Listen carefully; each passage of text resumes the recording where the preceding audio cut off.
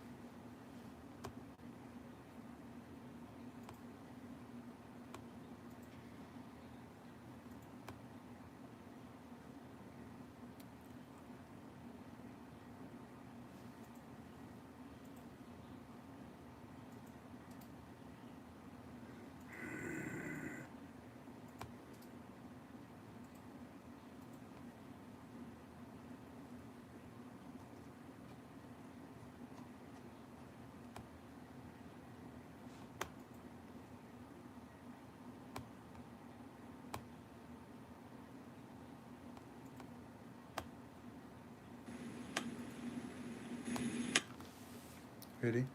Yep.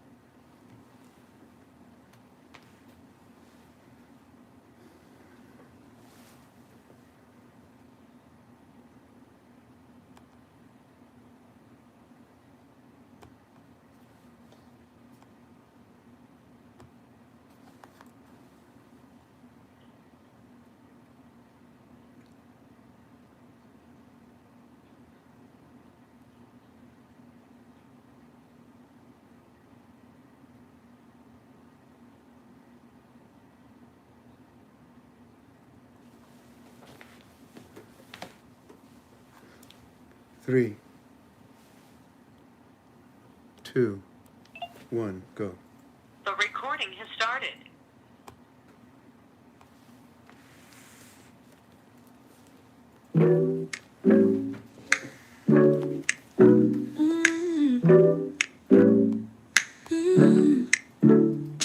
I used to be a Dino newbie until I watched Frank's UB2B. With a twinkle in his eye and God by his side, Frank's teachings reaches far and wide. So whenever I need a Dino fix, I tune into Frank26. He's got the latest, greatest news from the street. Tune in now, tune in here, this is the DNRB. Now take it from me, Frank is no rookie. It's okay, give this man a cookie. You never know what suit he'll be wearing, so I wear my sunglasses because they are so glaring. So whenever I need a DNR fix, I tune into Frank26. He's got the latest, greatest news from the street. Tune in now, tune in here, this is the DNRB. Sit up, be patient and get ready. Frank's got some news from Walking Stick and Eddie. Frank breaks down the news and keeps us straight. Come on, Iraq, can you give us the rate? So whenever I need a DNR fix, I tune into Frank26. He's got the latest, greatest news from the street. Tune in now, tune in here, this is the DNRB. Hey, Tink, I need a cookie. Come on, Tink, you can't talk. I deserve some cookies. Cookies. Come on, Tink, give up the cookies.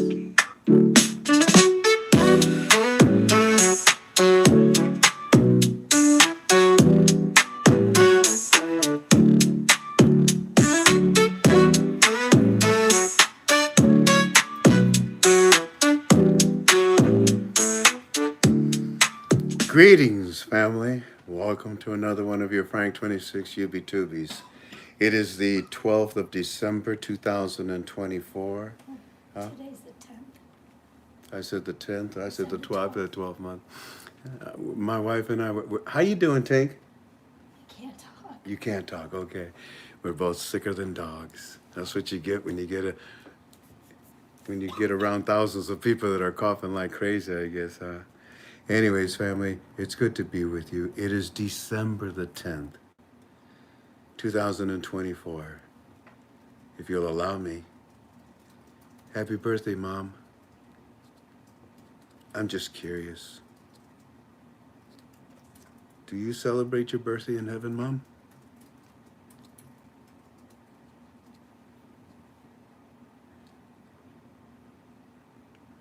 Because I still celebrate your birthday on earth, Mom. We are KTFalways.com.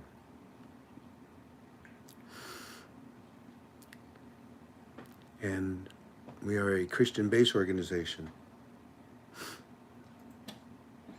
Everything that we do and say, we try to honor and glorify our Heavenly Father. And before I do anything, I always go to God. Come, join me. Abba, Heavenly Father, I ask for strength for tonight. You know, usually, Father, I ask for emotional strength. But tonight I'm asking for physical strength. Help me to get through this. Help me to deliver what I'm assigned to deliver. That it would help people. It would help them. Forgive me of my sins. I tire of my sins too, God. I do. But until I'm with you in heaven forever, I will struggle with this problem called sins. And I've learned the definition of sin. Sin is nothing more but the fear from Satan. I don't ever want to fear you, Father.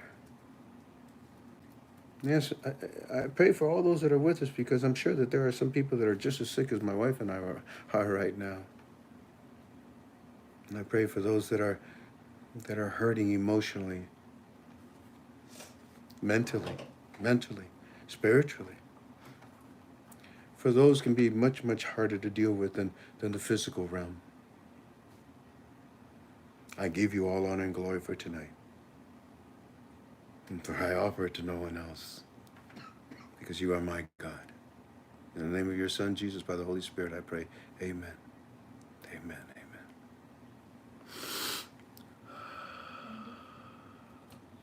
Amen. There he is. We'll let Andy blow the shofar.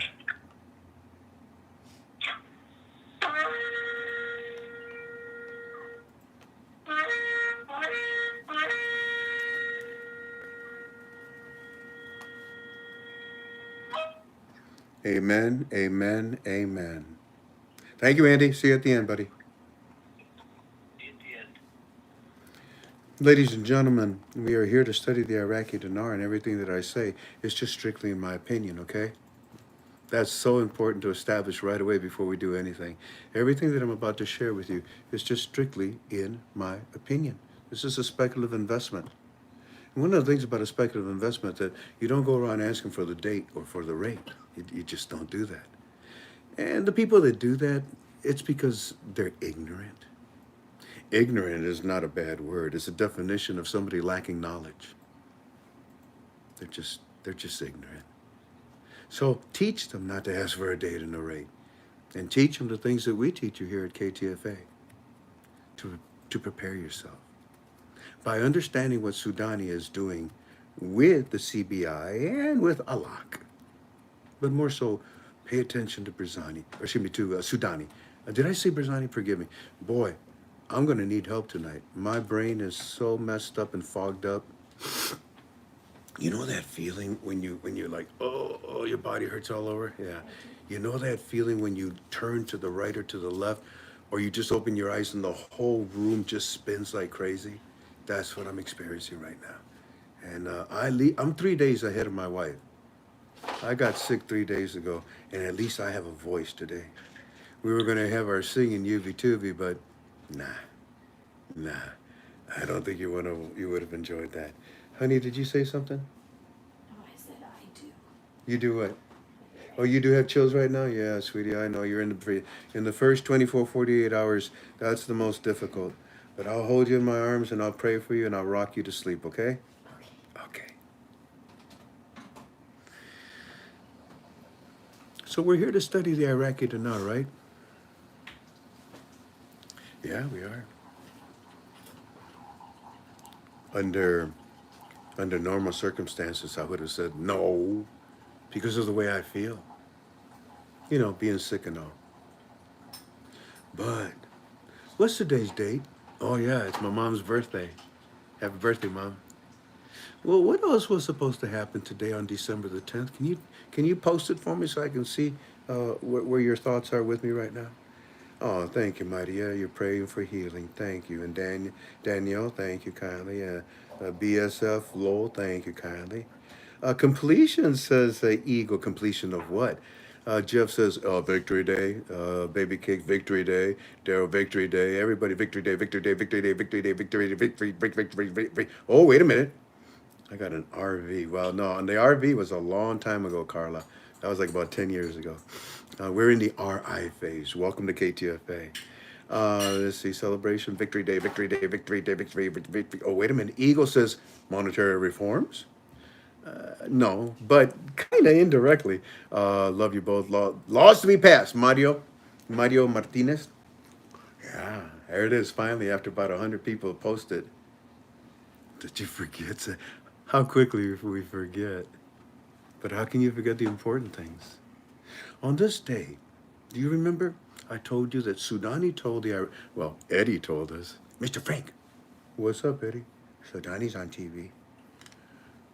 Well, tell me what's up. He says, I'm gonna keep my promise by the end of the year. Yeah, no, okay, that's him. What's he saying about Parliament? He says, they're stupid. No. What's he say about Parliament? No, he said they're stupid.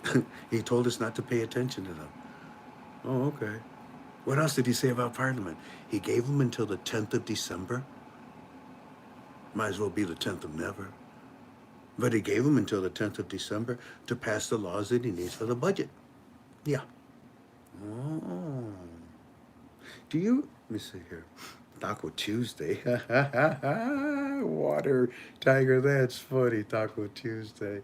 Not in Iraq. Maybe in Iran, but not in Iraq. Completion of the monetary reform indirectly, because if you had the laws, what would you have? Yeah, come on. You know how I do Q&A? I might do Q&A in reverse for about 15 minutes.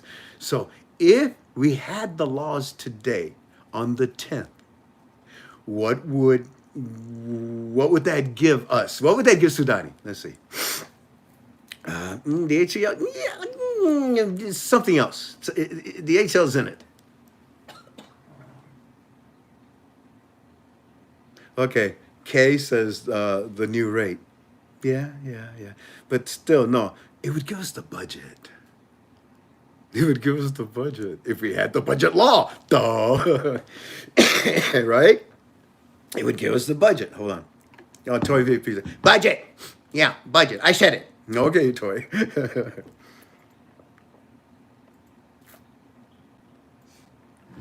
And like Amber Goodway is saying, well, they said they wanted the budget complete.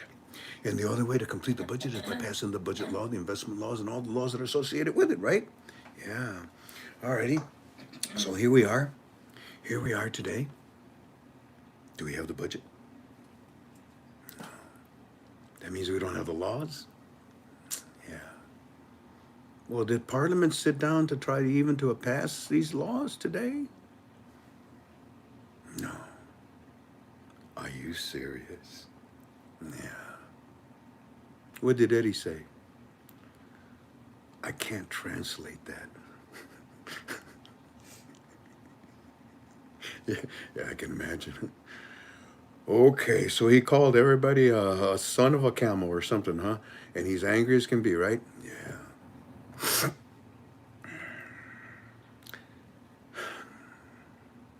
I can talk to him, but send him to Mr. Sammy instead. Okay. And then Neil, my contact, says, hey, Frank, later on he says, Frank, why do you want me to send him to Mr. Sammy? I know Sammy knows what's going on, and he's going to tell him to wait. No, there's more. There's more to it than that. You see, the problem that we have right now, and what is the title of your UB2B family? Let me see. That's a promise. Let me see. A frank explanation. Oh, Robin Arnold. You're saying. Oh, wait a minute. Is she talking about something else? I don't know. What are you saying when you say those two words? What are you trying to say? I'd be curious, Robin.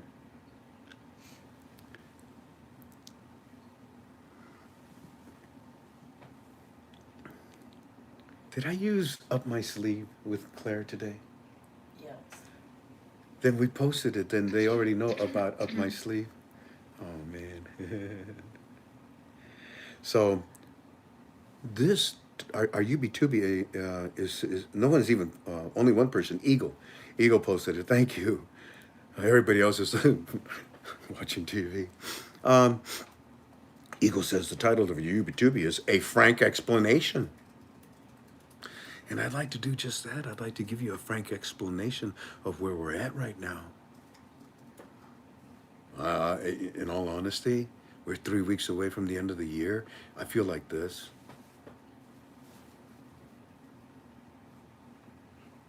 My nose is pressed up against the wall. Maybe that's why I can't breathe, huh? That's an exaggeration, physically. But it's not an exaggeration with the actual situation. Parliament, you were supposed to do it today. You know, the laws, so we could have the budget, so we could have what's inside the budget, the new rate, the HCL, the salaries. Why do you think that Berzani, Kirsten is not going to send the money next week for the salaries? They're waiting for the new exchange rate. Why do you think it's been waiting for almost 2 years now? We're waiting for the new exchange rate. Now, Parliament, you only have one job to do. You only had one job to do. That's like an NFL football kicker, and he misses the field goal to win the game. You only had one job to do, man. Kick the ball. Through the sticks, okay? Kick the ball, right? Oh, and you lost the game for us. Parliament.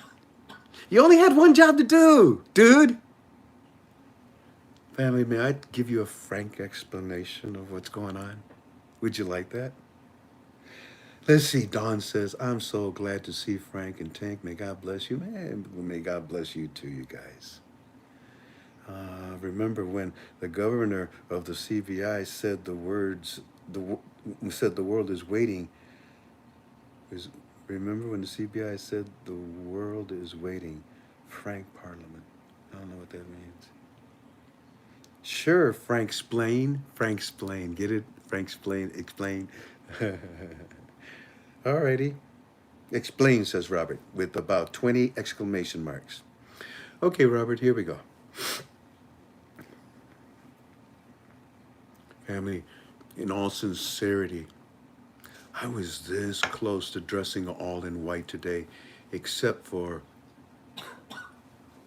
a red handkerchief.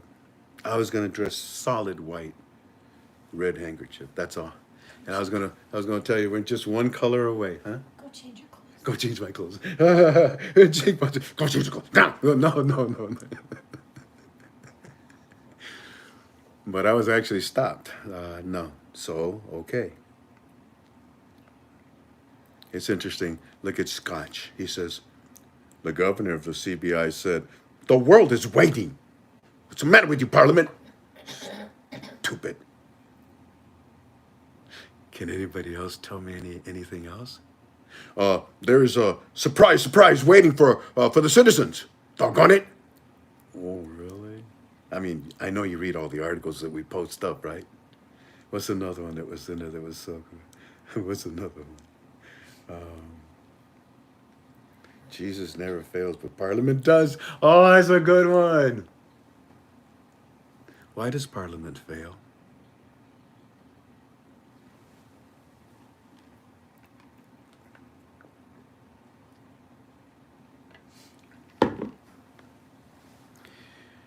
They failed because for decades upon generations,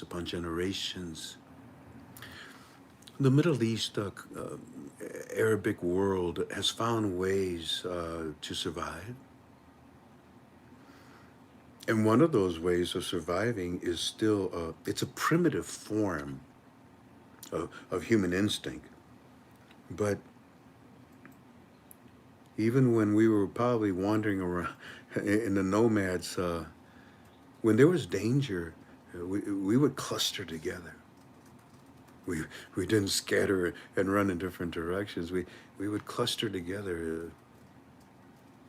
Animals do that.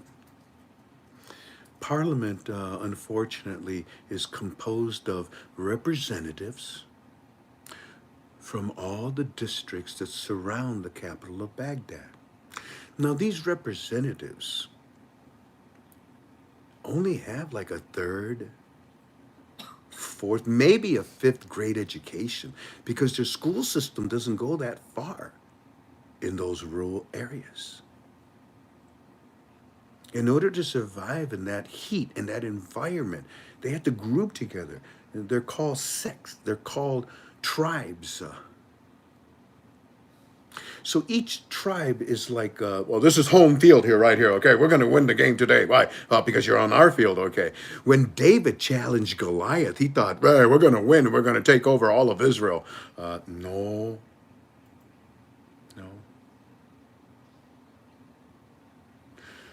No, it didn't turn out that way. I mean, it looked like that's the way it was going to turn out, but it didn't turn out that way.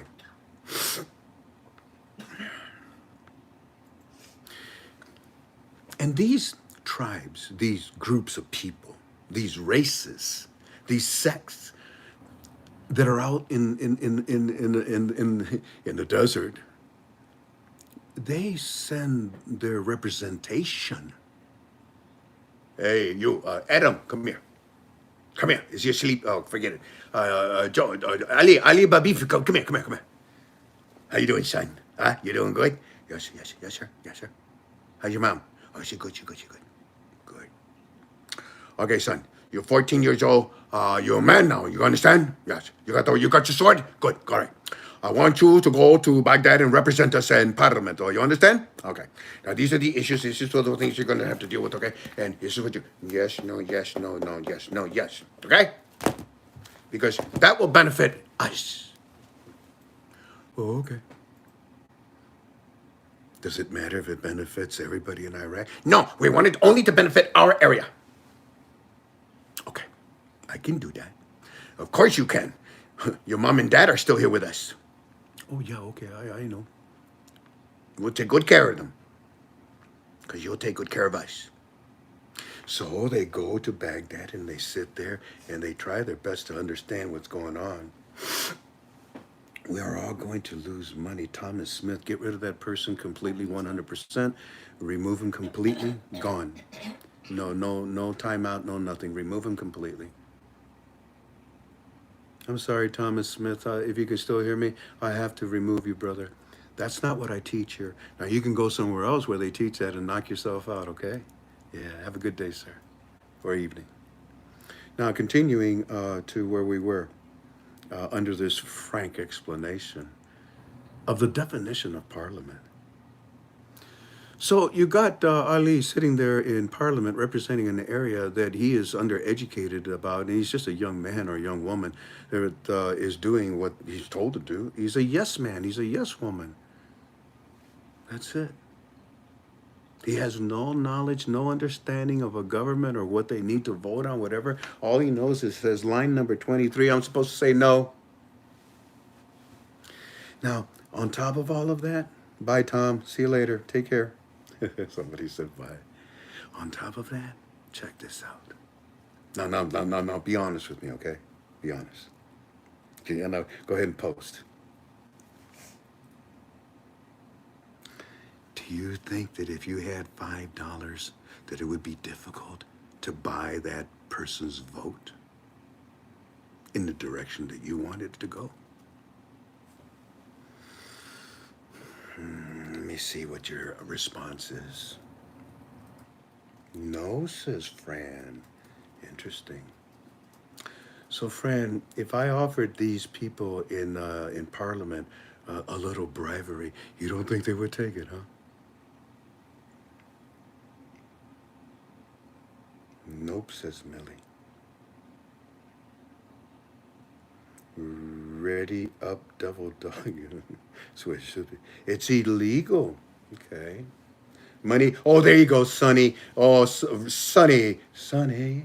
Thank you for. Well, at least you brought the light into what I'm trying to say, Sonny, because money talks. Everything else takes a walk. Carol Lee says they would do it. Millie says they take the money. Oh, now you say that. Okay, Millie, good for you, girl. P.S. says absolutely. Mordecai said they're corrupt. There you go. Now you're thinking, oh yeah, they would, but and then they would want more. 20p, they're so corrupt. They'll take it. Yeah, and ask for more, right? Yeah, well, isn't that what our government does? That's a good one. $5 with interest, maybe. That's a good one. There you go. Okay, so you got my point, right?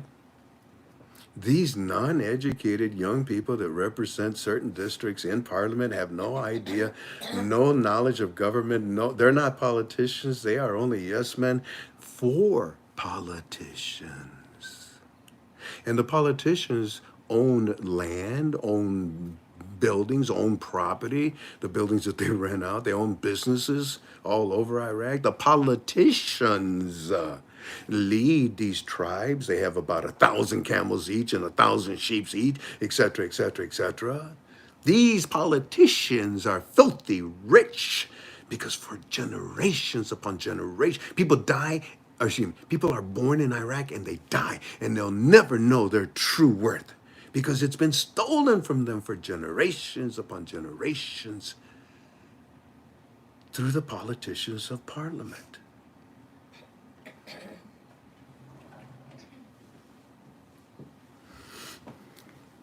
Let me ask you something, family. Soudani's a politician, right? Yeah. But he's the pinnacle of all the politicians, isn't he? What do you mean? He's the top of all the politicians of Iraq. He's the prime minister, right? He's like the president of the United States, right? Yeah, I guess he is. So, didn't I say last week that Soudani's in charge? Yeah. Of the politicians? Yeah. Good. Do you believe me?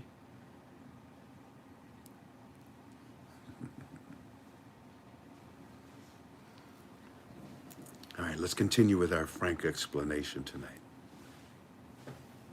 So, it turns out that today on the 10th, we were desperately looking for them to come out and say, okay, here's your laws.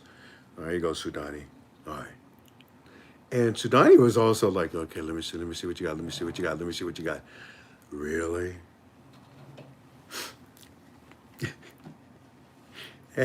and the politicians, they also come out in Parliament and they're like, okay, are we going to vote for their stupid budget? We're not. Okay, let's get out of here. Let's run. Let's boycott. Get out of here. Quick. Go. Yeah, that's a waste of time. It's a waste of time. So what did Soudani do today? What did Soudani do about this issue? Okay, let me ask you this then. It's a Q&A today, huh? What did Soudani do with the banks that wouldn't go along with the monetary reform? Let me see. Parliament who? That's funny, Eagle. Very good, Victoria. Boy, you were right on the ball right there with that, Victoria Clutchfield, Carla. Which that's last? Piflame? Piflam? I'm just gonna say Carla.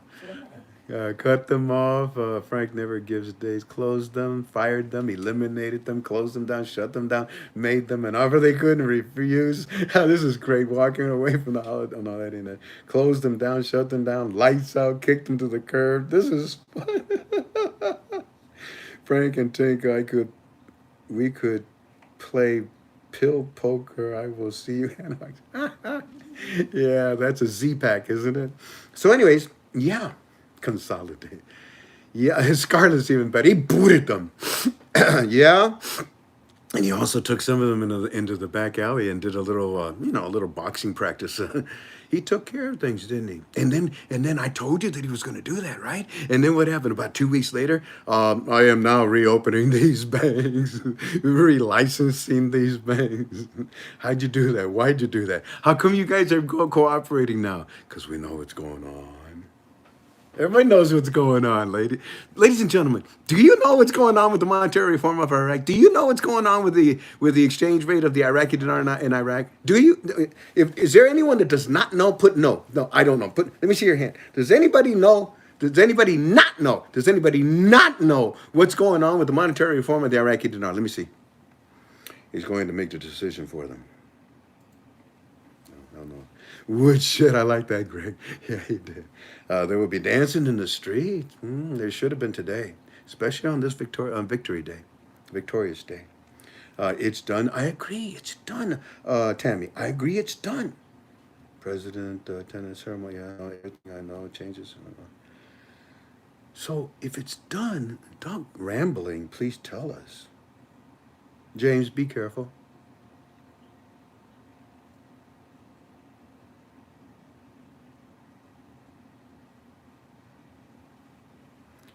One more time and he's out completely.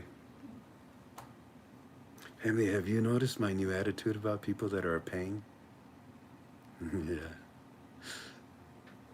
So anyways, geez, he messed me up. What was I saying? What did Soudani do about it? He's going to arrest everybody. And I told you, like I told you before, he did. And then all of a sudden he did. And you said, oh, he did? Okay. Now, these people in Parliament, what do you think the Soudani's going to do? I'll tell you what. I'll tell you later when I give you Walking Sticks report. Yeah, I'm sorry. My mood changed, okay? That's all there is to it. That's all there is to it. So I'll talk about it later. Instead, what was it that we needed?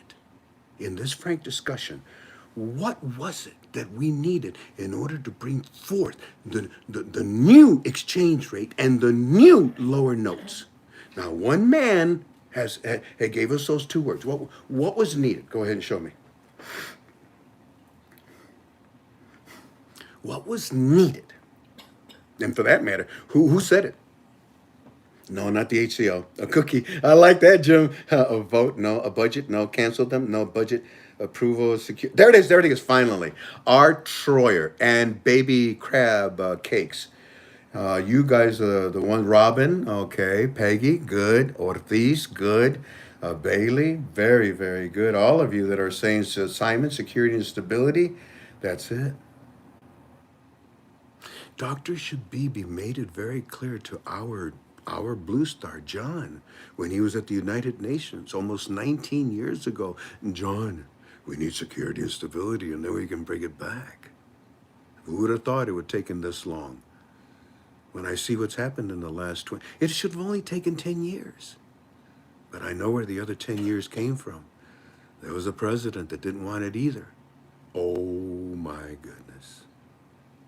But his 8 years plus the one in the front and the back are the 10 that we lost.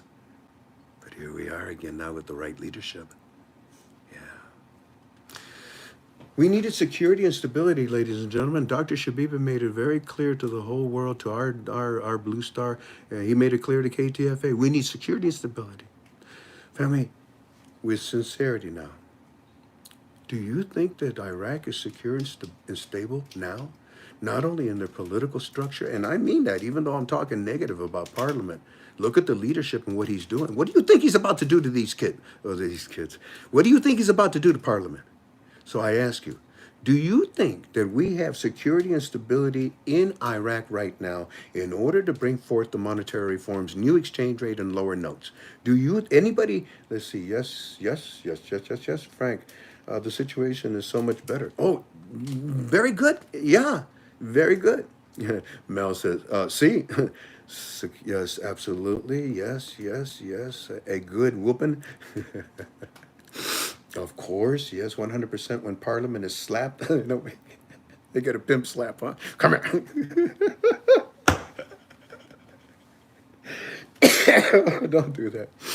Oh man, I got to get through this, family. So what did I just ask you? Do you think that we have security and stability to bring back the new exchange rate and the lower notes? And you all say yes. Okay. So then let me ask you, here we go, Q&A. So tell me, how happy is Parliament right now? How happy is Parliament right now? The answer is they're pissed off. They're angry. Like I told you last week, it's like taking a baseball bat to a beehive and hitting it and just standing there looking, I dare you to come out. Oh, they're coming out. All right. They're pissed off. And when they got pissed off, Parliament that is, what did they do? Like a beehive, they came out and they started stinging every citizen they could with lies and rumors and innuendos and non-checking of the facts. No, they lied. Do you see the parallel? So their news, their media, who owns the media? Politicians in Iraq. What politicians? Politicians that are in Parliament. That's right. Well, don't you think that Soudani should get Parliament back? Don't you think that Trump should get our media back? Yeah. Let's start with TikTok. Oh, he did. Yeah. So we see a parallel. We see a resemblance, a mirror image in both of our efforts to help the citizens of a country. Trump is going to do very good for you. I pray. And Soudani, Eddie, is going to do very good for you, son. I know. Because security and stability was the key. That was what we needed, without a doubt, okay?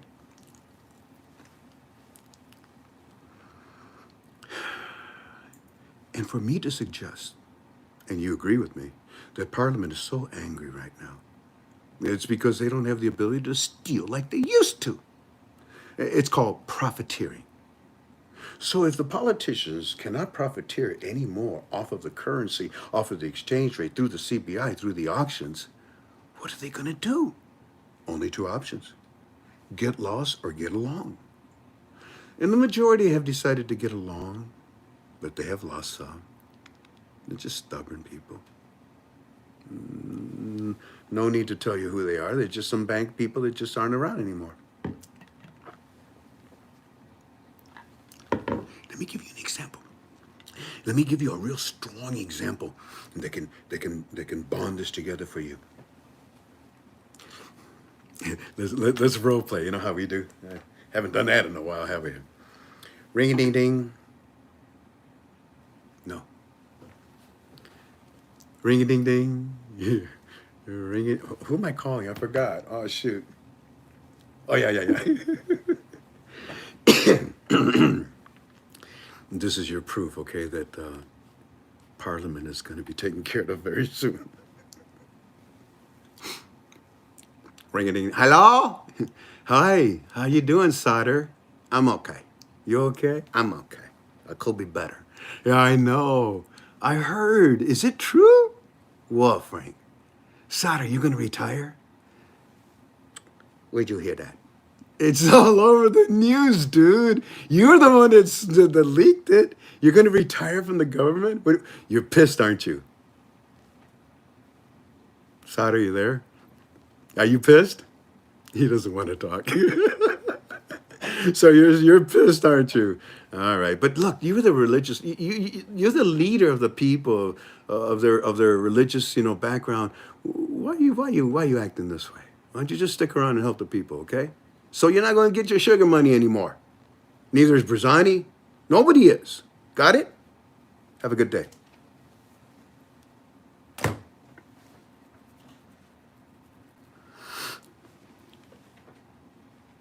Politicians that realize they have no more power in Parliament are leaving.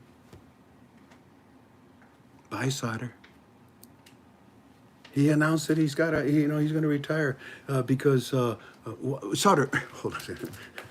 Sutter, part 2. Why are you retiring, dude? Because I can't get no more money. You can't be any more direct than that, can you, dude? Huh? Those were your direct words, weren't they? You can't get any more money, huh? Well, you know, Frank, for the projects, for the budget. Yeah, right. And neither can Sudani, but he will now when you're gone. Or, excuse me, whatever.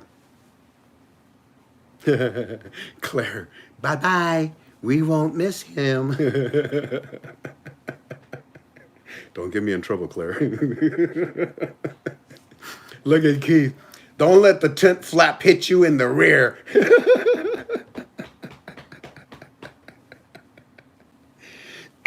Oh, look at Gunker. Gunker says solder is ill too.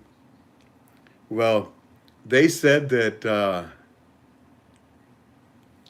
who else is ill? It's not just solder, but they started a rumor about somebody else. I forgot.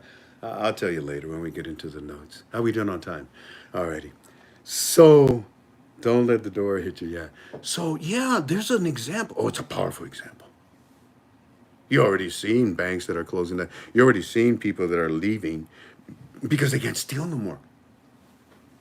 No, the vampires need their blood. And so they fly away. But the ones that stay are trying to do their best to do the right thing. But they'll still be dirty players. There'll still be cockroaches in the crawl space, like I told you. It'll still be that way.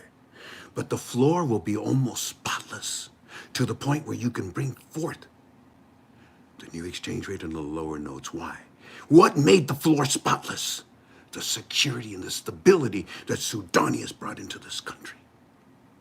And yes, we come to a wall today on the 10th of December. Many of you forgot about the 10th of December. Oh, I didn't. I wanted to see something.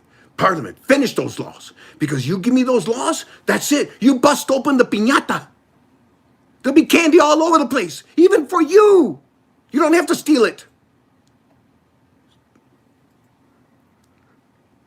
Has the HCL all passed or not? Golly, Joe. Joe, for the 1 billionth time, the HCL law has long been passed a long time ago. Family, tell Joe what the HCL needs so I can take a break. Tell Joe what the HCL needs. And please forgive me, I have to blow my nose. Please forgive me for this rudeness. Tell Joe, what does the HCL need?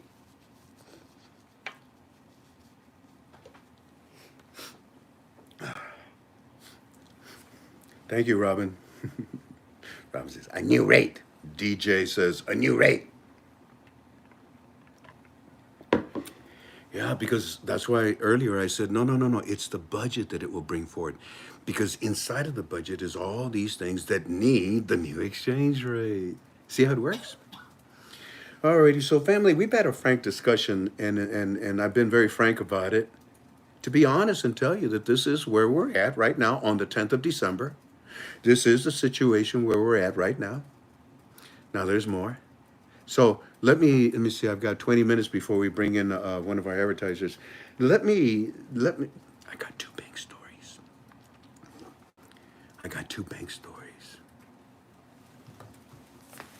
Let me see if there's anything with Eddie that I can share as well. But I think you'd like the bank stories, because the bank stories nowadays are no longer, it's a scam. You notice the pattern, right? The bank stories nowadays are very helpful. Very helpful.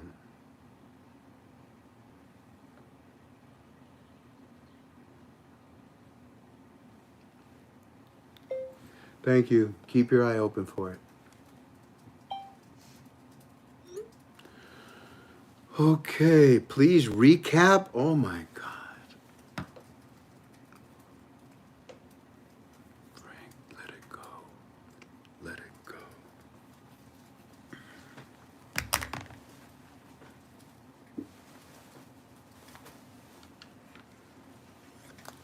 When were we last together, Tink? Friday? Friday? Yeah. Thank you.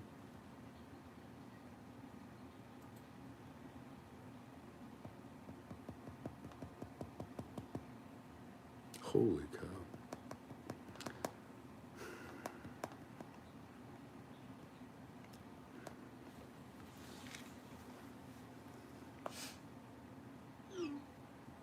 Thank you.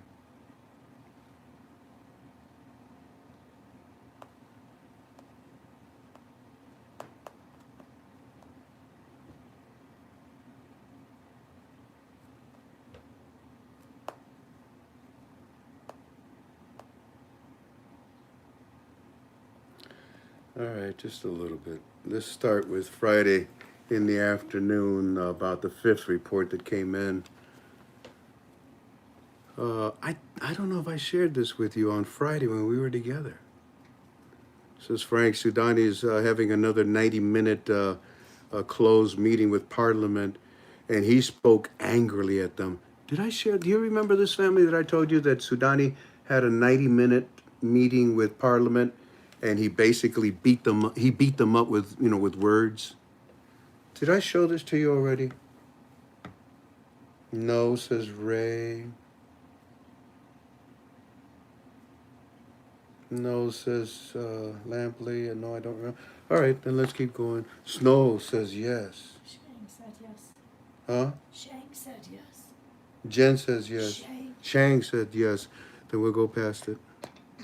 But this is, well, you know what? This is important. So he was angry at them. He beat them up with words, and he also probably did some other things. And then he was angry. He says, stop all the leaks, stop all the lies about adding to the budget and so forth. He said he still plans on replacing 6 ministers. How about that? Because they're troublemakers. And he only needs to send to Parliament what is needed to be voted on, which he did. And they didn't get, you only had one thing to do, which he did, and they didn't do it.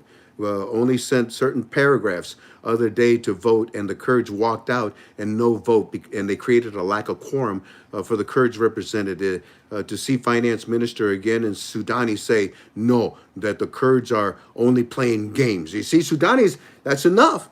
So it's reset for Saturday, and former House Speaker Halabusi is in the United States with ranking officials and moving over the final plans of the government's reforms, both our economic and monetary reform, and all of these projects in Iraq.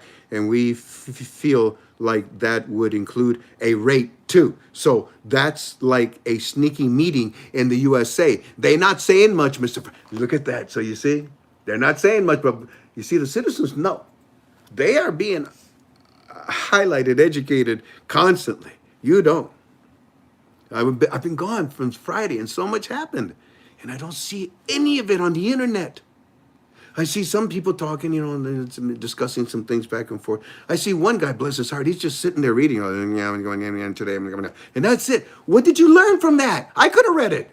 Unbelievable. Now they did tell us today that some law was passed, but it would not go but Iraq, they would allow Iraq to go international. And basically, they said that this law had to be in place, and we would see passed laws in the Gazette on Saturday and Sunday. Well, you lied, Parliament. Oh, Friday, Sudani calling Barzani the leader of a crime family. There you go. So you see, Sudani's not playing any games anymore. It doesn't matter who it is, shoulder to shoulder. Yeah, but where's the money? Actually, where's the representation? Where's the people? Good morning, Eddie. Thanks for let us focus on Sudani and how much. Shang, don't worry about these notes because you say we've already taken them. I'll tell you when I get to Saturday so you can rest your fingers. Let's focus on Sudani, not so much on who? All right.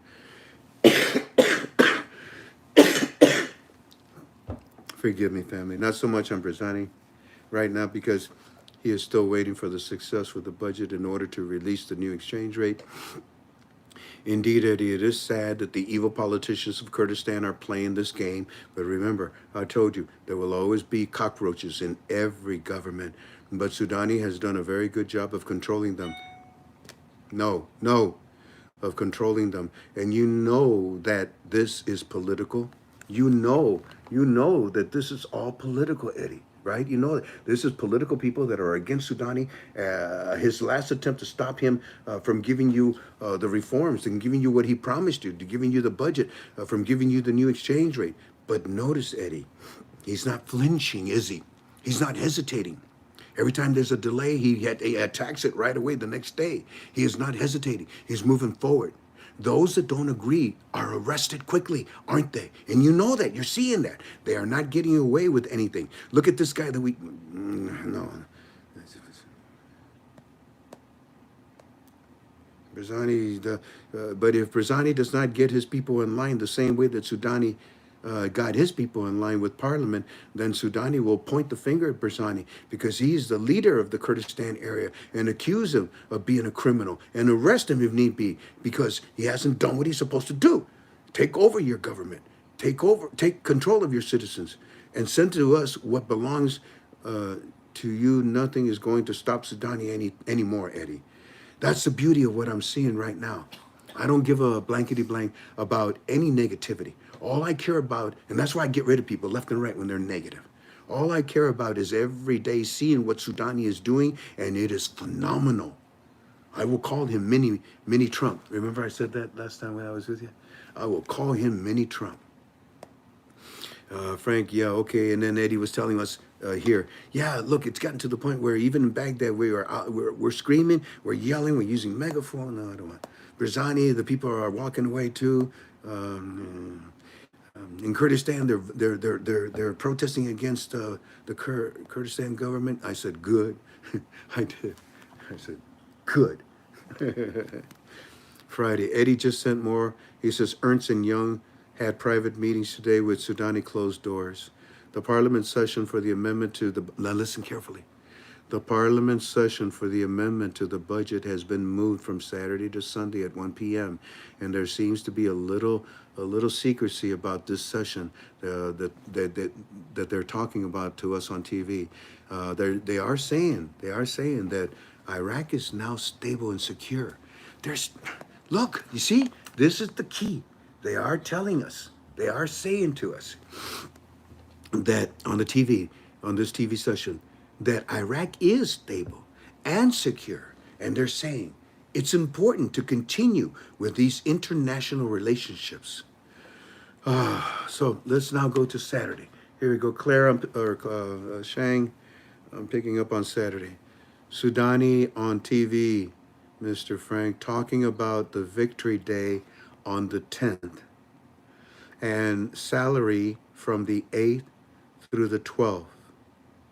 And on the 12th, schools will take a timeout to salute our flag and to celebrate and to appreciate what victories our country has had over gangs like ISIS. It is our hope that we can also celebrate that Parliament would pass these laws, Mr. Frank. Yeah, I said, yeah, and how about a victory over the program rate? Yes. Hey, Mr. Frank. Look at Eddie's concern for his family. Mr. Frank, do you think that when this rolls, me and Eddie's brother, we will be able to go to Chase here and they are able to verify our dinar on site there? I was just wondering. Thanks. What did I tell you, family, last week? Don't worry about where you're going to exchange. KTFA is going to put hundreds of CBI private banks that will represent them. I told you, you'll see a bank and you'll see right next to it, what's that? Oh, that's a CBI representation if you want to exchange with them. You may see a building next to a bank that's just for that. What's that? Well, why next to these places? Because of the security. But here, Friday, I'm on Saturday, ain't I? This thing threw up on me, hold on.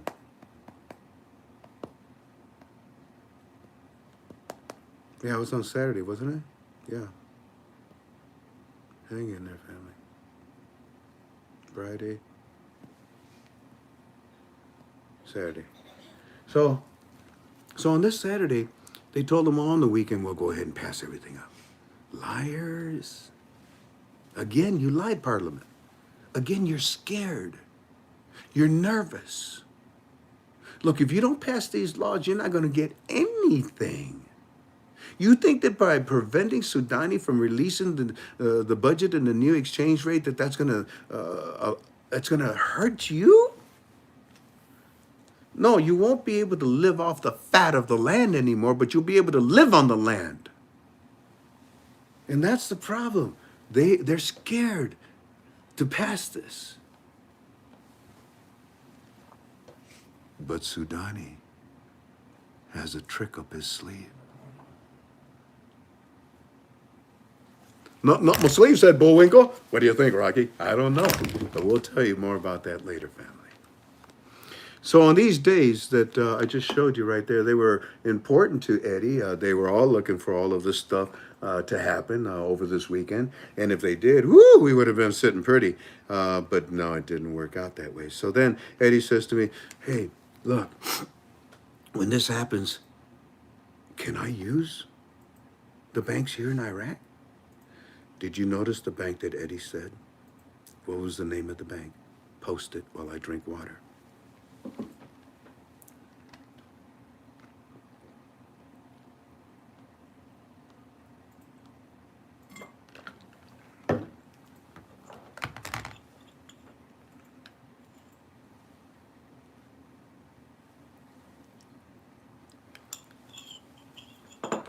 I'm so proud of you.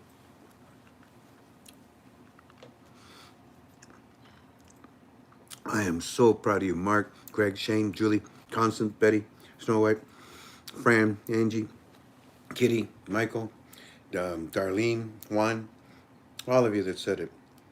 Fiery Preacher. Woo, I like that one. Oh, man. Okay, Fiery Preacher. Gowie Girl. No, what'd you put? Trusty? No, not that one.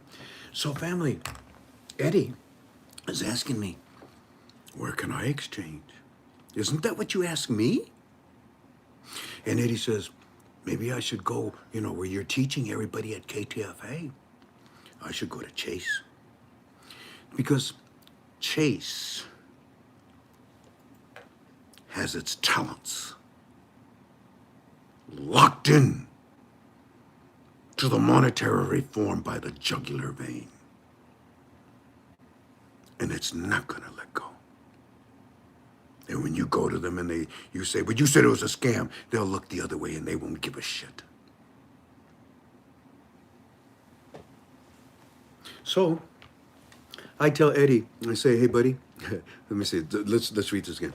Mr. Frank, do you know that or do you think that when this thing rolls out, me and Eddie, my brothers and all of his family, we will be able to go to Chase here in Iraq, and they are able to verify our dinar on site? I was just wondering, because I don't want to lose them out of my sight. I said, yeah, you'll be fine, buddy. And just like I told you last week, I believe I'm the only one on the internet. I talked about it with my teams, and they told me, as far as we know. I said, okay, well, thank you. In my opinion, I'm the only one on the internet that's going to give you hundreds, if not thousands, hundreds and hundreds and hundreds of locations that represent the CBI, their private banks that we've been talking and studying about, that they have been telling you in the articles, that they have been licensing left and right. You don't have any problem. I want to go to an American bank, Frank. Then go to Chase. Why do you think I taught you about Chase? Notice I didn't teach about Wells Fargo? Why, Frank? Because they said it was a scam? Ring-a-ding-ding. Ring-a-ding-ding. Hello, who this? This is Frank. How you doing, Jamie? I do fine. Jamie, did you get into Iraq? No. I can't hear you. No. Did you ask them if you could get your banks into Iraq? Yeah. What'd they say? No. No? No. What did you offer? My assistant with their banks. Do they need your help in their banks? No. No? No. Oh. You're not in a good mood, are you? No. Okay. I'll talk to you later. Bye-bye. Oh, jeez. That's cute. Oh, God. So, as much as many of you wondered and kept asking me, why Chase? I kept telling you, just listen to what I'm telling you. Now I can tell you, you have to understand that Chase is in control of the monetary reform of Iraq. No, that was a stupid statement, even if it was in my opinion. This whole call is in my opinion, right? I got a green suit on. That's in my opinion. Okay. Happy Easter, in my opinion. No, no. That's not right. Chase is not in charge. Chase is going to play a vital role, a major role in the monetary reform of the Iraqi dinar. Yeah, it played a major part starting 20 years ago. By the four ones that were selected was BOA, which was the piggy bank of all Americans. Then it was no. Then it was Chase. It was Chase. And remember, on December, what was it? December the 20th, I believe. It was on my birthday. On December the 20th, 2008, we had KTFM. We had just established it. We weren't even a month old. But in the first week when we were there, people were asking me, well, what should we look for? I said, well, I think you should look that on December the 20th at 12 noon Eastern Standard Time, Chase will stop selling the Iraqi dinar. And about 100 people all clicked on, man. I bought mine at Chase. You're stupid. Oh, what am I doing here? Oh, I made a mistake joining this farm. Oh, I'm out of here. And at 12:02, I got about 500 phone calls. How did you know? It's not important how I knew. But did they stop selling the Iraqi? I got the freaking letter here, Frank. Good. Then we're right on schedule. And I was happy about that. But unfortunately, politics got in the way. Wow. It got in the way on both sides. Isn't that interesting? Alrighty, are you learning a lot tonight? I think so. Yeah. You see why I wanted to come and be with you even though I'm sicker than a dog right now? This is important. All that I've shared with you in the last 55 minutes is very vital, and that's why I called it a frank explanation. So I'm now taking you right to the point where Sadr says, I quit. Why? Because ain't no money for me. Oh, the reality, the truth is it, huh? You're not there for the people, are you, you piece of, whatever. Okay, go ahead and leave. But I bet you he won't leave. I bet you that was just a threat. Now, the next thing that I want to do is I want to look at the articles. You have a good understanding of where Parliament is at right now. They did not form the quorum. They did not pass the laws that Sudani. Actually, it was just a few paragraphs. It wasn't even the full laws. But no, they didn't pass it either. So you now know that just like before, there's retribution to deal with. Sudani's going to deal with it, isn't he? And I bet you he'll deal with it very quickly. Today is what, Tuesday? Wednesday, Thursday, Friday. I'll bet you this will be dealt with by the weekend. Why? Because you're running out of freaking time. Well, now I think what I want to do is prepare us to look at the articles. And then when we come back from our advertisement, and by the way, it's Franklin Miles, or excuse me, Miles Franklin. It's Miles Franklin. We're going to make some announcements tonight, so listen to what they have to say. And then I have a 5-minute advertisement right after that. This is interesting. It's not a product that is being sold. No, it's not a product. But wow. It's a class action lawsuit. I'm going to bring somebody in to educate you about it. Alrighty, so let us look and see, because we're going to have our advertisers with us very shortly. But let's see where we're at. The last time we were together, Tink, was Friday. What was the date for Friday? The 6th. Therefore, I'm looking for the 7th, right? Page 237, family. Page 237. Tell me when they are both here. Thank you. page 237, and we're going back to the 7th, which would be final article number 4737. In about 2 more minutes, we should have our advertisers, but let's get started, and then Tink will let me know when they're here. We'll turn it over to them, and then when they're done, I got 2 follow-up bank stories. 2 follow-up bank stories. You see where we're at in bank stories now?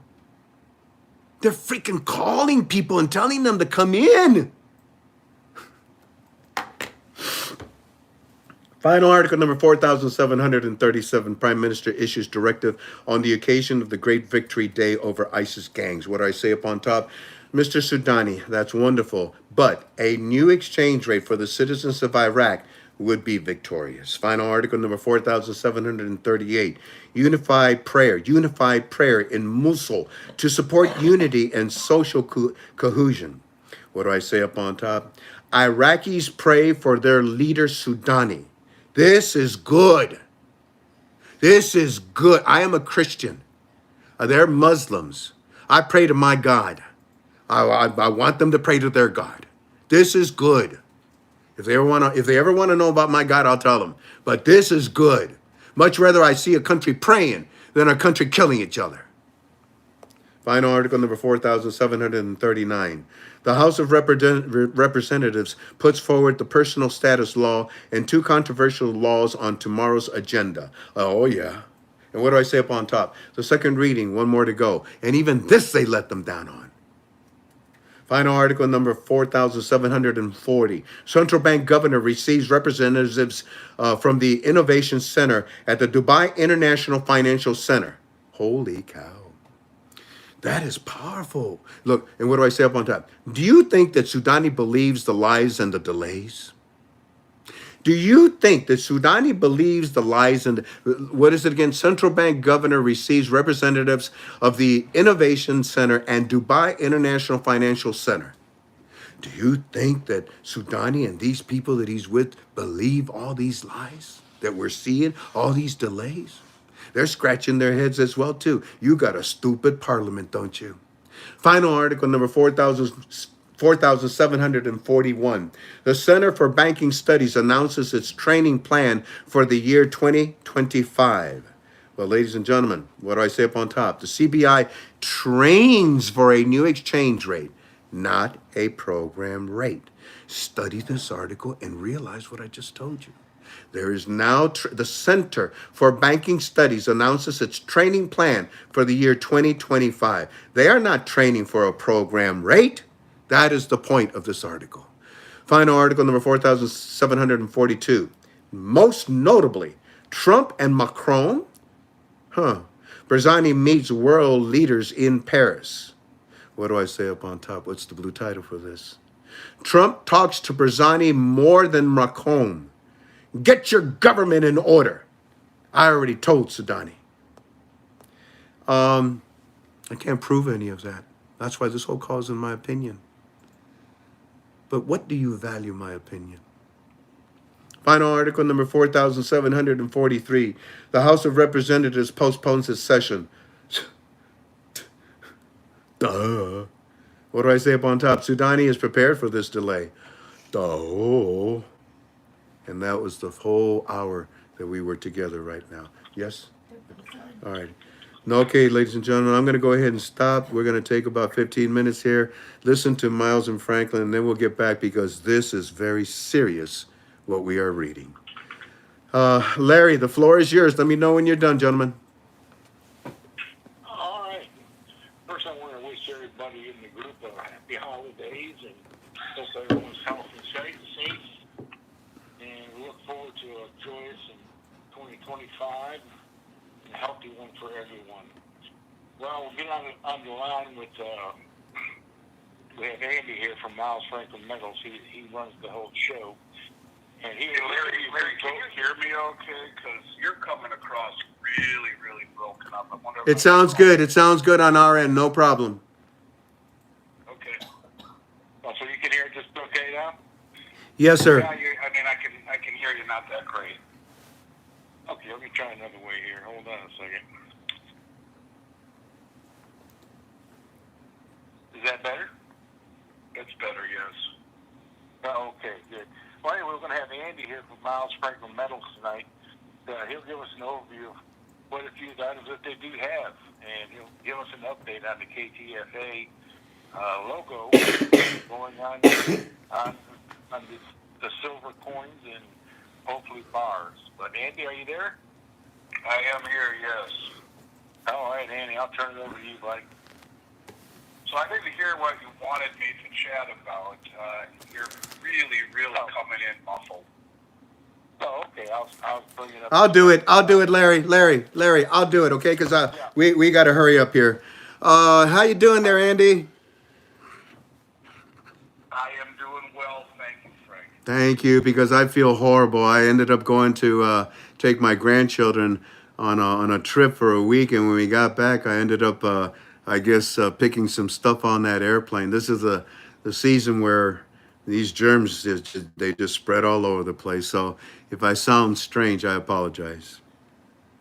No, you sound fine. So what's going on? What kind of Well, questions? well, here's just a few things to cover. We won't take too much of your time. First of all, this logo, we are Larry and I are now ready. We're going to talk to you probably tomorrow or the next day and take care of this so that you guys can go ahead and start making that. What would it be? A cast die or something like that?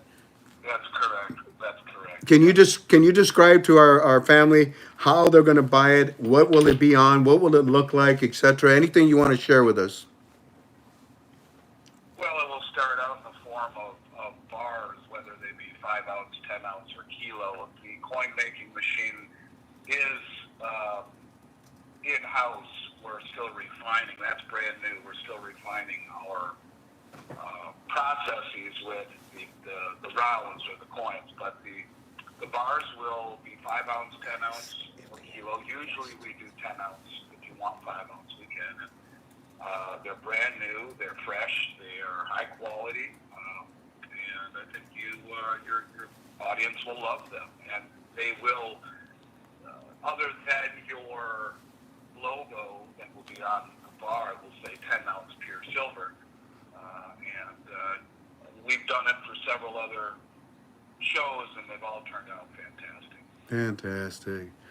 You know, one of the things about gold and silver, precious metals, is that you buy them to keep them. Is that a good statement? You don't buy them to resell them. This is the foundation of your financial asset. Is that a good way of saying it? 100%. I mean, what gold and silver are to me, they represent wealth. That has outlived 2 world wars, German hyperinflation, the Great Depression, every pandemic, anything the world's ever thrown at it. No matter where you are in the world, at any time, you could be speaking a different language, a different culture, in the middle of nowhere, and people understand it's built in the human DNA almost. We've been in search of it for 5,000 years. But with that being said, too many people focus on it as being something to hold for an emergency. Certainly, it represents liquidity in periods of chaos or inflation or even deflation. In fact, it's been proven that gold and silver actually perform better in deflation than anything else because they are assets that are not simultaneously someone else's counterparty liability or someone else's liability. They're free from counterparty liability. They're valued not by the ability of a counterparty to perform like on a dollar bill, and its value is basically the Federal Reserve able to back it, or a security, a stock. Its value is based upon the company's ability to stay in business and generate a profit. Gold and silver just are their wealth, their money. So yes, they are wonderful to hang on and to pass on to future generations. It's a form of immutable wealth. At the same time, if you need it for an opportunity or an emergency, that's what it's there for. So yeah, it's kind of the best of both worlds. Here's a question for your, investment purposes. Which would you recommend, coins or bars? There's really no right or wrong answer to I agree. I personally prefer the coins minted by the United States Mint, typically the United States American Eagle, or even the 365 dimes and quarters, which have 90% pure silver in them. But whether you're buying coins or bars, the thing to keep in mind is liquidity on the backside. So sure, you can buy bars, but I think if you can buy 10-ounce bars or 25-ounce bars for roughly the same price as one 100-ounce bar, it behooves you.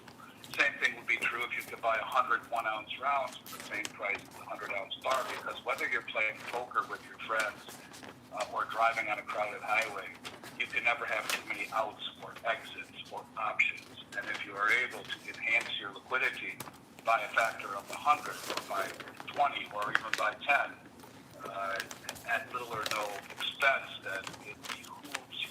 Oftentimes people focus on getting large bars, whether it be gold or silver. The savings very often is not commensurate with the loss of flexibility. So there's no right or wrong answer. In the end, it's about the number of ounces that you hold, but you always want to think of the liquidity, because after all, if indeed you're holding this as a form of money, as a form of wealth, as something that you could use in the event of an opportunity or heaven forbid an emergency, you really want to have great liquidity. And so that's one of the things that we will help people with, and make sure that they don't inadvertently cross over the penny wise, pound foolish threshold for minimal savings in dollars or at the detriment of a good amount of utility and versatility. And that's something, those are the kind of things that we'll help people with. Gotcha. Interesting. Someone's saying, does your company sell safes, or where would you recommend, for a good safe? Well, I mean, you can start by going to a place like Cabela's or Dick's. Yeah. Any safe that holds a shotgun. Yeah. You go in there and say, I got kids or grandkids around, I need a shotgun safe, and they have it delivered. Now, those safes, while they will, and again, you want to look at those, the higher the cost, typically the higher the fire rating. One of my outside representatives, a very good friend of mine who's worked for me for a long time as an affiliate representative, he lived in Bastrop, Texas. His entire neighborhood burned down, and the only thing that was left was his safe filled with charred silver. And they were silver eagles, and the plastic tubes melted around them, and so they lost all of their value above spot. But we were able to melt them down, clean it up, melt them down, and give them 99% of the melt value after all was said and done. So you want to save a good fire rating. But those safes to a pro wouldn't be super hard to get into. If you really want a very good safe, which you don't need to do. I mean, is a pro coming into your house? Probably not. Someone puts Liberty safes. Liberty safes are great. You'll get those at Cabela's or Dick's typically, and they're fine. And I don't think you need anything more than that. If someone had very, very large amounts of metal and they were concerned about safety, then you can go to an online company that specializes in really, really high value safes that are more intricate in terms of their ability to be hacked into. So, but look, for most people, a shotgun safe with a couple hour fire rating, $1,000 at Dick's or Cabela's is all you need. Stay on the line. Thanks. Someone here said, Andy, Liberty Safe, Century. Yeah, all of those you're going to find at places like a hunting store. Any Bass Pro Shop, any place, and they'll deliver it. Just go in there and don't tell them you're storing all your metal in there. You got kids running around, and you got shotguns. You like to hunt. We need a gun a gun safe that we can store all our documents in and all of our firearms, and they'll walk you through and just say to them, look, I want something with a good fire rating. Yes. And that's going to be as good as you need. Now, there's another thing that people should consider too. You want to maybe be a little more cunning. You could get a small safe somewhere, even at the same place, one that doesn't have as good of a fire rating, one that isn't as safe, no pun intended, and you could store all of your stuff in there and call it a decoy safe. And you could put $500 in $10 bills and all of your old jewelry and your passports and your wedding certificate and all of that kind of stuff, maybe a handful of silver ounces and whatnot, and then the McCoy safe, which you can which you can get and be creative with. Even a small safe with biometrics that hold a couple of handguns can be bolted to a stud behind the sheetrock. You could put the big money, if you wanted to, in there, or bolted to a stud under the stairs or up in the attic under the insulation. My point to you is that you don't need to have everything held in that one central safe, but just enough. Yeah. God forbid someone comes into your home and threatens you, you lead them to that safe. You Yep. tell them, take it all. Please don't hurt us, and you know, A pseudos. other stuff hidden away. So you can be creative. The one thing that usually a burglar doesn't have that you do when you're trying to figure all this out is time. And you know, so you have time to think about creative ways to put your stuff away. And quite frankly, I think you have you're more likely to be ripped off by the system these days than you would be by a burglar. But nonetheless, take some time in figuring out how to do it correctly, and you'll be just fine. Thank you, my brother. Well, looky here.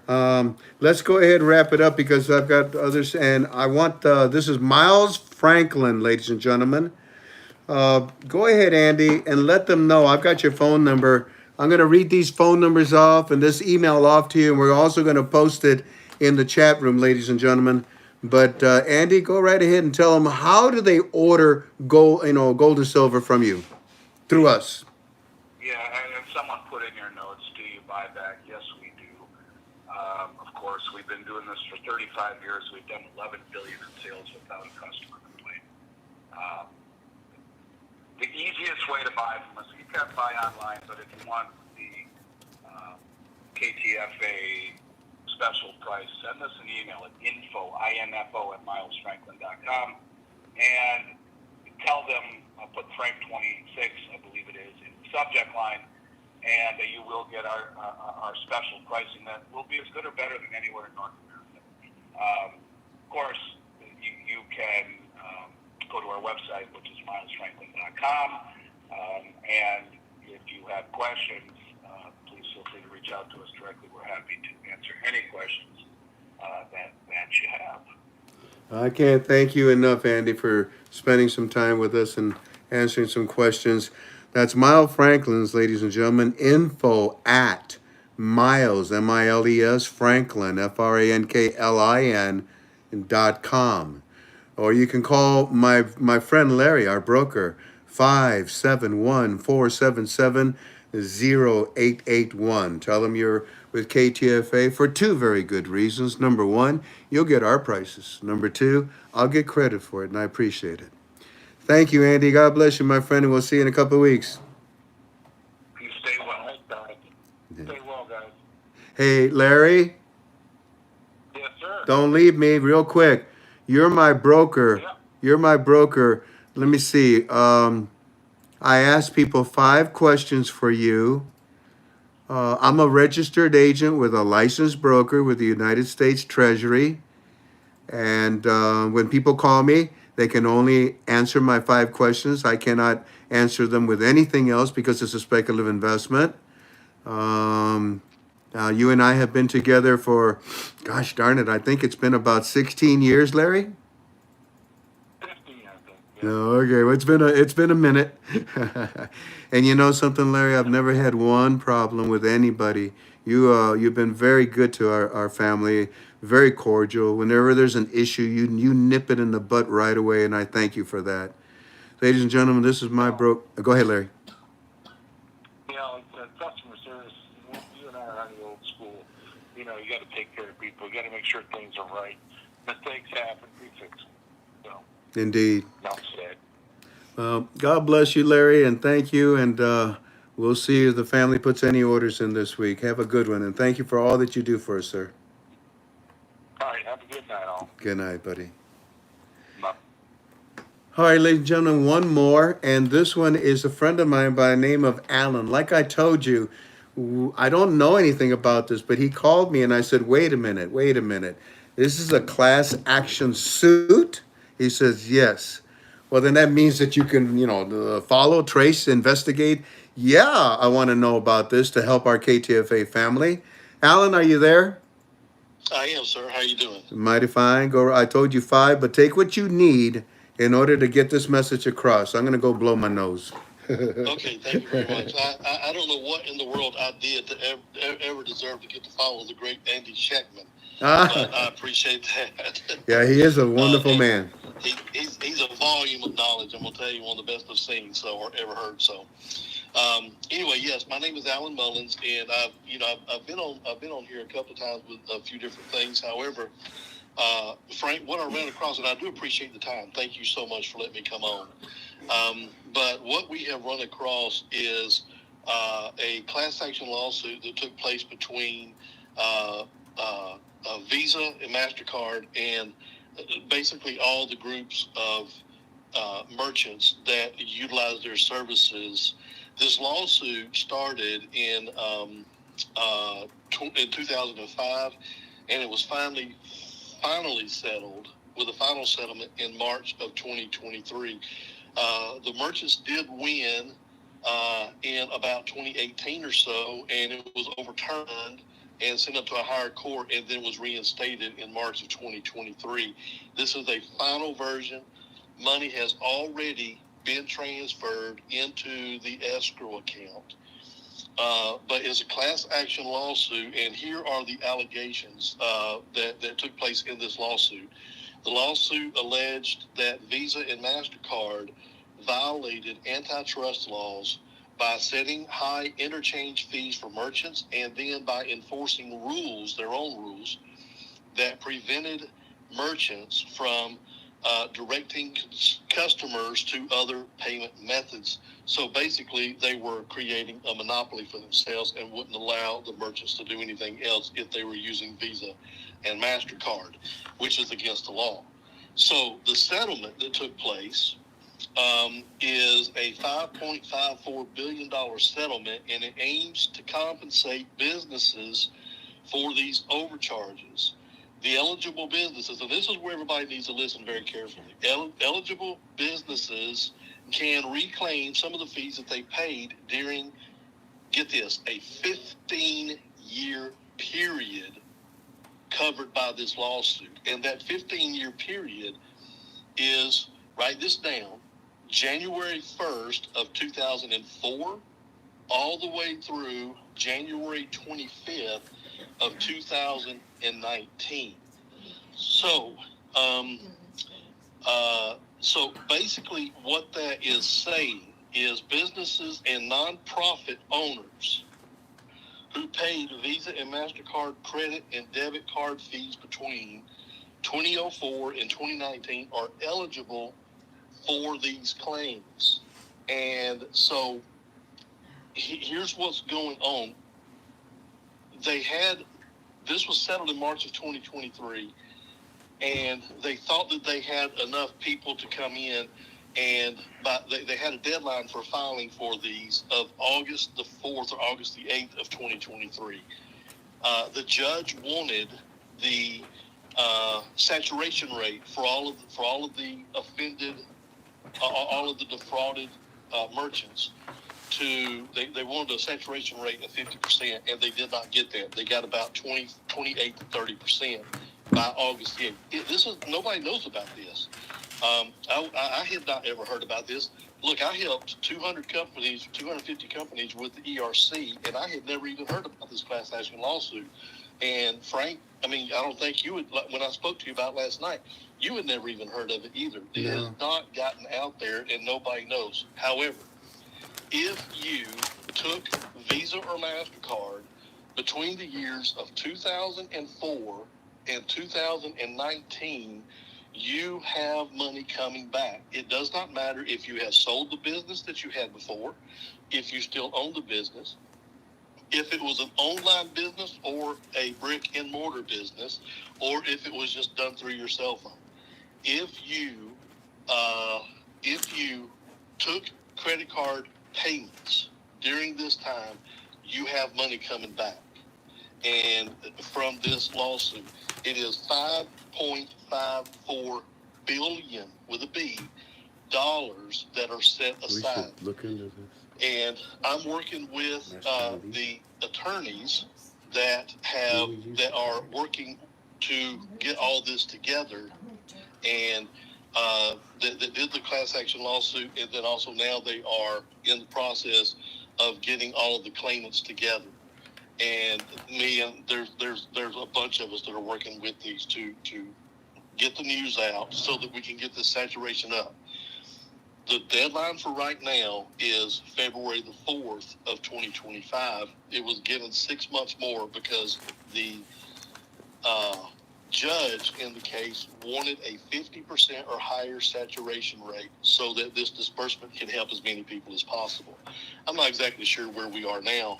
The numbers are growing quickly now that word is kind of getting out, okay? But I'm sure, Frank, and you know, as I spoke with you last night, I know that you had a restaurant that you guys have sold. That restaurant is eligible for this if you didn't know about that. Okay. But any of your listeners that took any type of Visa or MasterCard, online, brick and mortar, or whatever, listen, we have a very small restaurant that's getting $600,000 back. We have a candy company, not huge candy company. It's like a brick and mortar candy. They got a storefront. They're getting $320,000 back. You know, it's based on the volume that you did. This is also nonprofit. So if your churches took, our church personally is looking into this. If your church took Visa, MasterCard, you know, in 2019 or before, they have money coming back. Every one of them do. Nonprofits all the way across the board have money coming back. And I want to emphasize this because a lot of religious people did not do the ERC because they didn't want to, quote unquote, take money from the federal government because they didn't want the government stepping in. This has nothing to do with the federal government. I want to make that very clear. This is a lawsuit, and these people who have been in business were defrauded. They were taken advantage of by Visa and MasterCard. The judges, the lawsuit, they settled. So I mean, you know, so it's alleged that they took advantage of people. So I'll say it that way. It's alleged that they did so. They settled out of court, and this is the repercussions of that. This is not coming from the government. This is a reimbursement of charges where people were overcharged, coming through the courts, not coming through the government. So it's not the government trying to step in and take over your church at all. It is simply where you have been harmed and they are repaying you the overcharges. So if anybody would like to contact me, I'd be happy to help you. It literally, you are not going to have to produce any documents. I used to say the ERC, Frank, was the easiest money that ever got anybody back. I'm going to be honest with you. This is going to take 5 minutes on the phone. I'm going to need 4 questions answered. We're going to turn it in. The attorneys on the backside already have all of the information from Visa and MasterCard of every dime that was paid in fees to them by every company. They're going to search through this, put it together, and they will come back in about 2 weeks and let you know exactly how much you have coming back in this settlement. Now, the only caveat to this is this is going through. You will get this money if you have it coming back.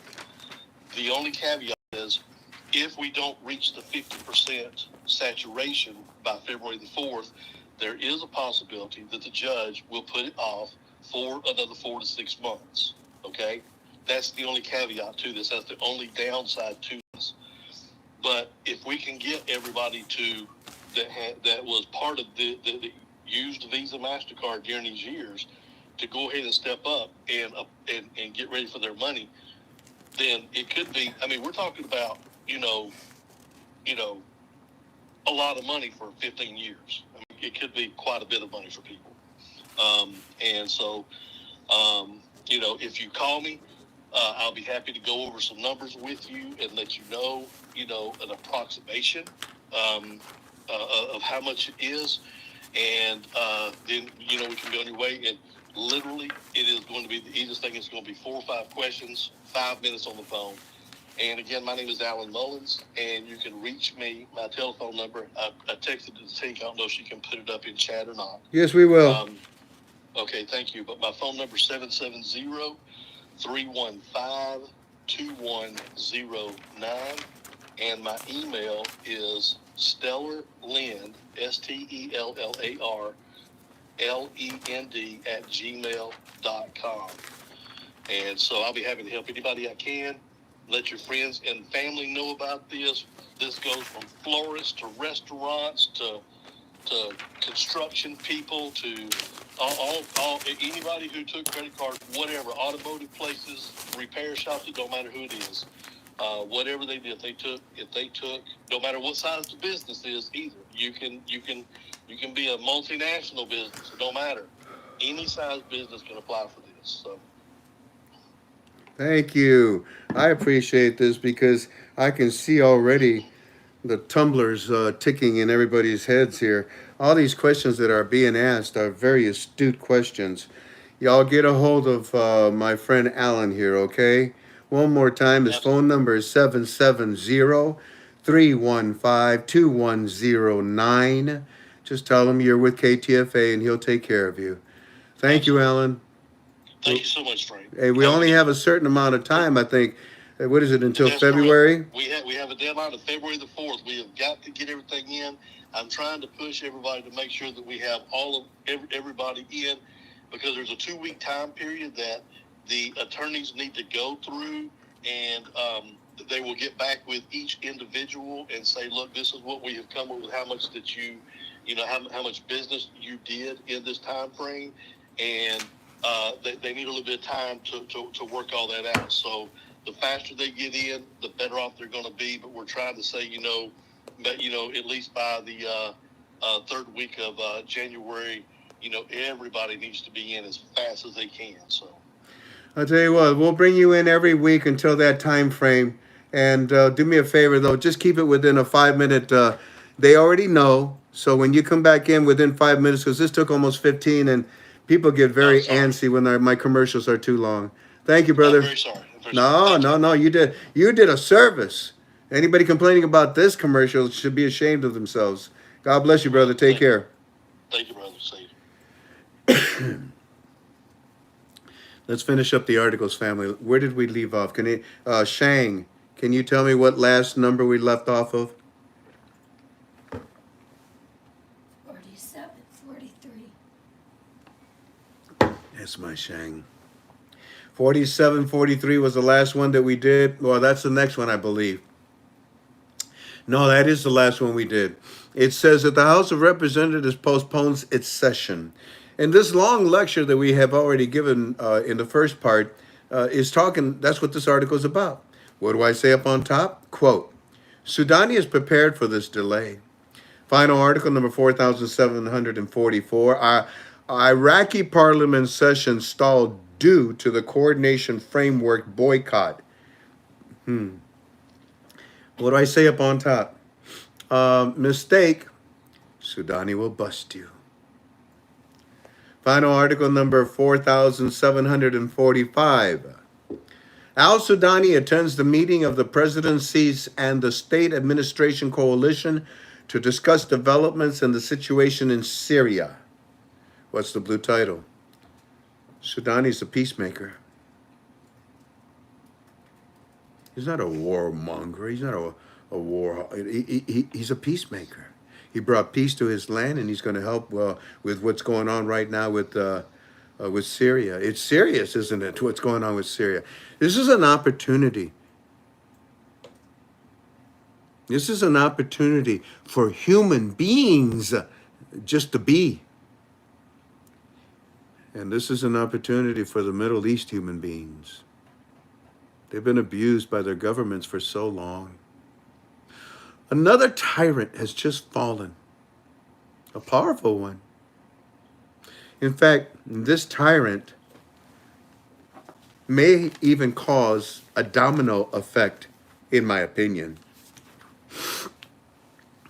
Because when I saw Sadr decide to retire today, I knew it was because he didn't have the ability to steal anymore. He wasn't going to live that nice life anymore. It's time for me to go. Like, you're going to live richer when you're retired. So to see that the Prime Minister, Sudani, is being involved in Syria's diplomatic situations right now, this is encouraging. Sutter retires because there's no more money for him to take to Iran. Mission accomplished, sir. Whoa. Yes, we did. Iran is falling. What was the reason for not having the monetary reform? We needed security and stability. Who was causing that security and stability problem in Parliament? Iranian politicians. Where are we at now?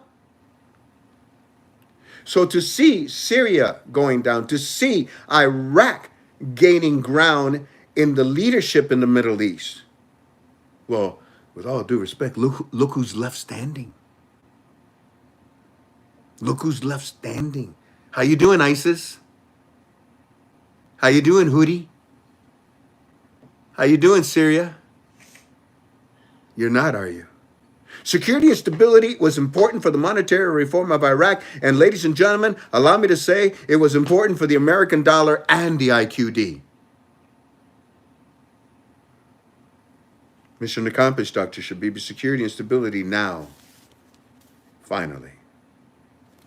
You see, ladies and gentlemen, this whole monetary reform, you don't know the complexities of it. You don't know all the parts that contributed to it. Allow me to say that both sides will benefit. We are the ones that are in Iraq, no one else.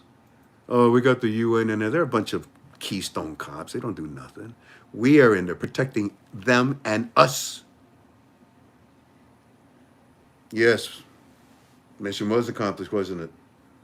It protected the American dollar and it's protecting the Iraqi dinar. It was a success, sir.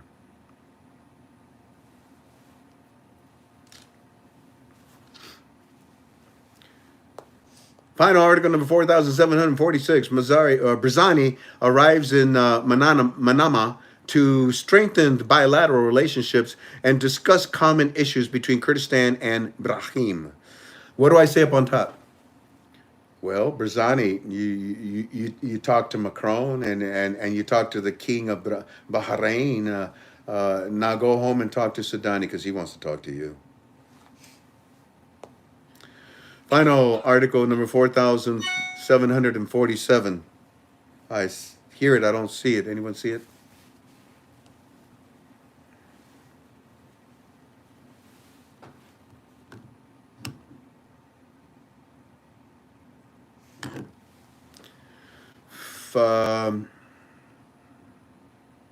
Final article number 4,747. Head of Parliamentary Finance. Spit.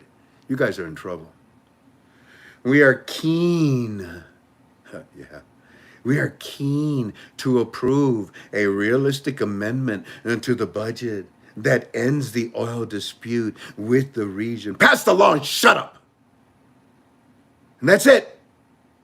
None of this nonsense, none of this word salad crap. You had one thing to do today and you didn't do it. Oh, but you're keen on passing these amendments when you feel like it, huh?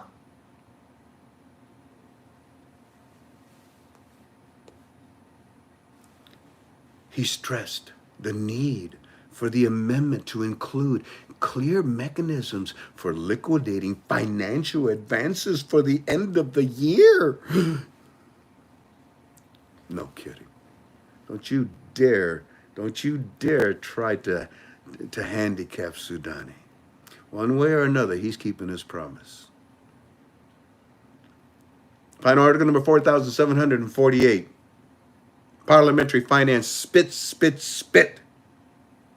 The budget amendment includes only one paragraph related to the region's oil. And you couldn't even do that.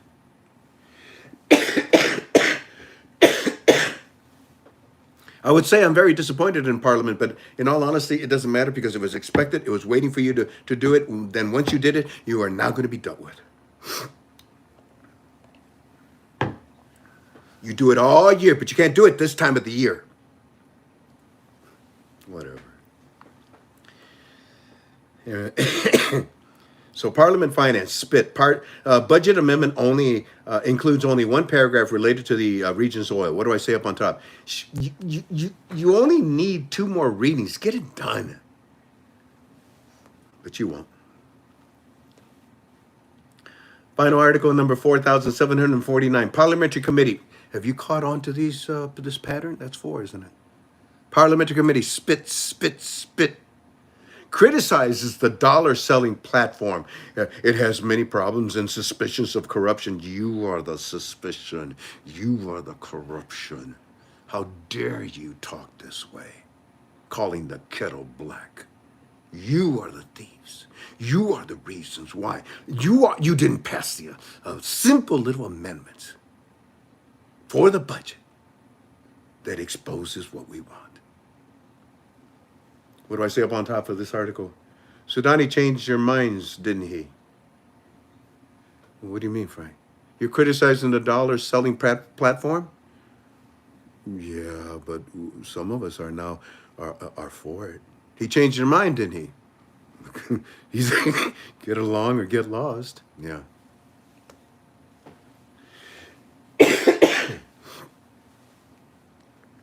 Today, a new mechanism for transfers within the central bank has begun. Today, ladies and gentlemen, I don't care what you did, Parliament. Sudani's going to just trample right over you. Today, a new mechanism for transfers within the central bank has begun. It has. Iraq and its affiliate banks and institutions, in order to simplify procedures for citizens, especially those who wish to travel outside of the country for treatments or for study. That is full control of their monetary reform, of their currency and of their exchange rate and of their borders and of their accounts and their citizens. This is impressive. Final article number 4,750. Tomorrow, on Wednesday, it says, tomorrow, Wednesday, 146 diplomatic international figures are going to visit Barca. Tomorrow? 164 diplomatic international figures? All these famous people are going to visit Barca? Hey, Sudani, did you read my blue title? Yes, I did, Frank. It's funny. All you world representatives, we would like to brag to you about our program rate. Not.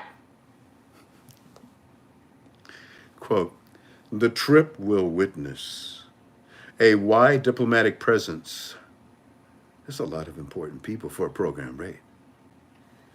The trip will witness a wide diplomatic presence, and an invitation, as invitations were extended to about 146 official figures, including ambassadors, charges d'affaires. Those are like ambassadors. The representatives of international organizations such as the United Nations, the European Union, and the World Bank. He indicated, and it goes on and on and on. And like I said, my title is, hi guys, all you famous people in the financial world, in the Middle and around the world. My name is Sudani, and I'm the Prime Minister of Iraq. Yeah, thank you for coming. Yeah, it is a little hot. Yeah, what I call you for? I want to brag about my program rate. Isn't it the greatest? You can lose money in my country. We can rip you off. Oh boy, we don't have the auctions anymore, but we can figure out how to steal your money. Yeah. Final article number 4,751. Iraq Development Fund announces imminent launch of 4 basic projects. What? Iraq Development Fund, the budget, okay, announces an imminent launch of 4 basic projects. Well, you got to get those paragraphs. You got to get those amendments of the budget done. Don't worry, it's imminent. Apparently, what do I say up on top? Let me see.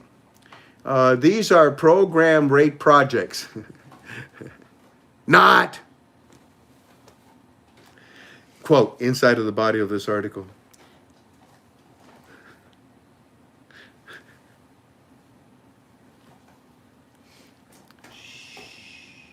Why? I don't want everybody to hear this. We lost lost 500-600 people, and they're mostly coming back. The article says, Iraq Development Fund announces imminent launch of 4 basic projects. You know what one of those 4 projects is? No, why? During this second year, the focus was on 4 main projects that will be launched soon. And now we are ready to start the projects that we promised the public. And now, as of today on the 10th, and now we are ready. Do you mind, family, KTFA family? Is it okay if they start today? And now we are ready today to start the projects that we promised the public.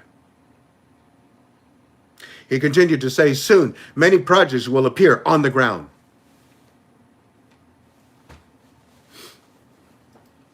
Yeah, I know. Final article, number 4,752. Prime Minister, Victory Day has become a milestone in our people's journey. What do I say up on top, the blue title? Sudani, keeping your promise will be a milestone. Go to the last page, page 238. Page 238, scroll up to the final article. And this one is final article number 4,753. Al-Sudani, what's up, buddy? Choosing Baghdad as the capital of Arab tourism would not have been achieved without the great sacrifice of Iraqis. What do I say up on top? It also would not have been achieved without the reforms. It would have been impossible. When you look at what he's talking about, why in the world? I mean, last year, my wife and I, we went to Egypt and Israel. The tourism is incredible. Why in the world would anybody want to go to Iraq for tourism? Because the history, the people are incredible. The food is incredible.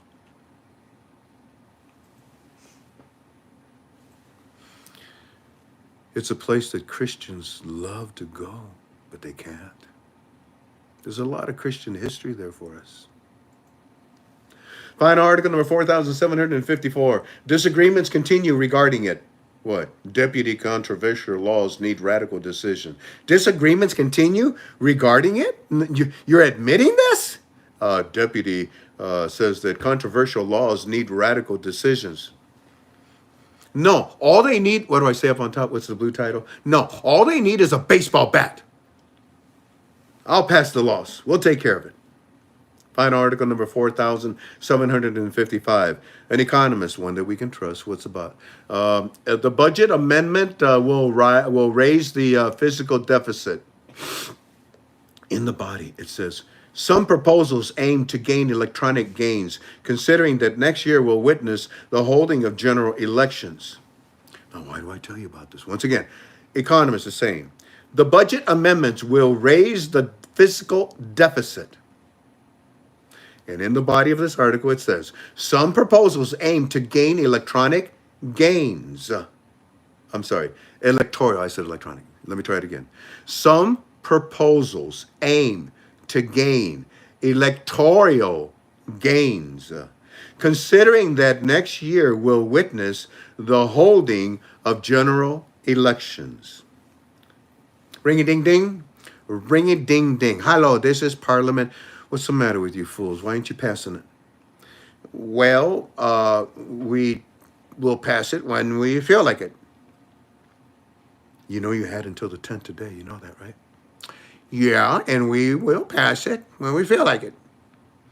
You know that he gave you this time frame for a reason. And now that you've decided to, stick your nose up at him, you know what he's going to do now, don't you? Let him try. Fine. Fine. Let him. Because what you're going to do, is you're going to very slowly turn. You're already turning. We agree with some of the things about the monetary reform, the economic reform. We agree with Sudan. Really? Well, get along or go away, right? Okay, so we're going to get along. Interesting. So I'm not worried about this parliament stuff. I'm not worried about the amendments. I'm not worried about the budget because I know Sudani will take care of it. But in that process, I want you gone. I want all of you fired. I want all of you to be removed from parliament. But it's not going to happen that way, is it? No. We'll work. We'll help because we got no other choice. So you put this article out and you say, some proposals aim to gain electoral gains. What are your proposals now for the amendments that we need for the budget? My proposal would be to pass it and open the budget now. Why?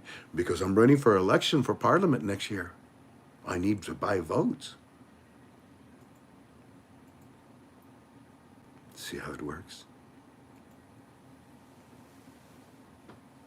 What do I say up on top? Economist budget amendment will raise the fiscal deficit. What do I say up on top? What's the blue title? Parliament buys and steals votes.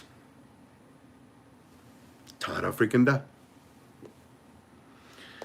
Final, and this is the last one that I'm going to talk to you about. And family, what I want to do is try to set the stage. Because today, I tried to set the stage by saying to you that I want to have a frank explanation with you, in my opinion, about what's going on. We're headed towards the end of our call. I say within 30 minutes we'll be done. But let me ask you this. What you have learned so far. Now, I wasn't Friday. Okay, so that would be Saturday, Sunday, Monday. That's 3 days. Okay, today, Tuesday, too. 4 days. In those 4 days, family. Well, let me try a different question.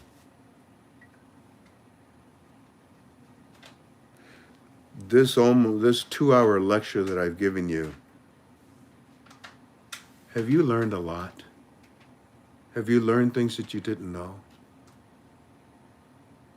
Was there a compression of information that was good and made you happy today? Scotch says, yeah. Millie says, yes. Oh, Keith says much. I like that. Robin. Jeff says, definitely. Greg says, of course. So you didn't have this information before, all these things that we've been talking about, all these thoughts. BR, Travis, Joy, Dean, Kathy, Donnie, Matthew.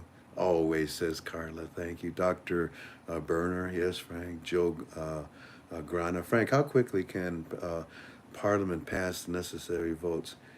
I'm not looking at them to pass them now. Didn't you get my point? Sandy Rice says, absolutely. Yes, Frank, 100%. I learned that Parliament sucks.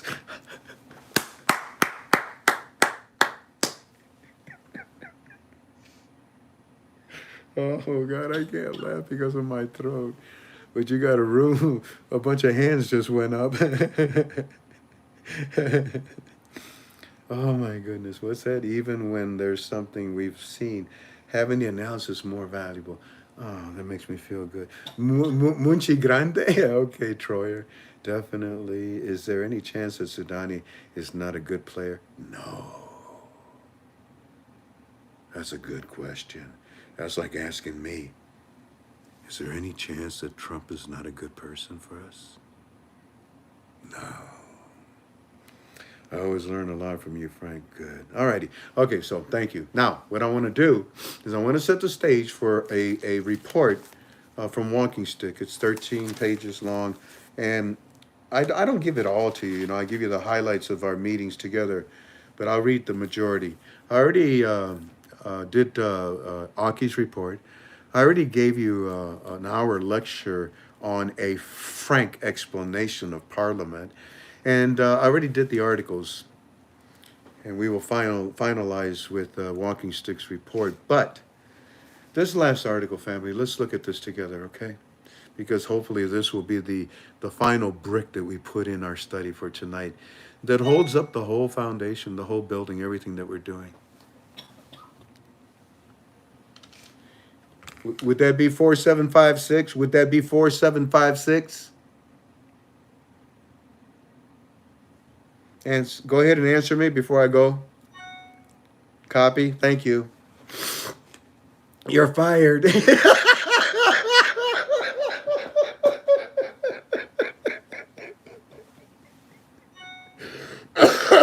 Oh, what? What do you mean where? Where do I find them?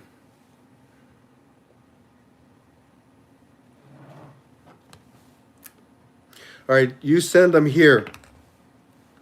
Thank you. All right, family, let us go to the very last article that we're going to discuss together.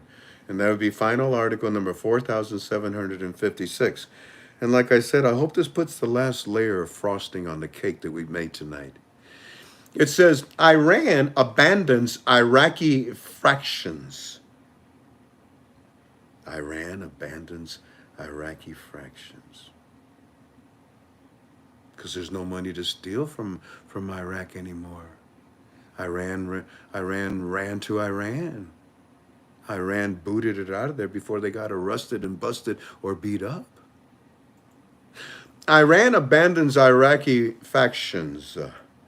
Does this mean the end of Iranian influence in Iraq? Why are you asking that question? Iran disavows support for Iraqi factions. That's F-A-C-T-I-O-N-S. The end of Iranian influence? Question mark. I got to read it just one more time, and I'll do it without any pausing. Iran abandons Iraqi factions. Does this mean that the end of Iranian influence in Iraq? Iran disavows support for Iraqi factions. The end of Iranian influence?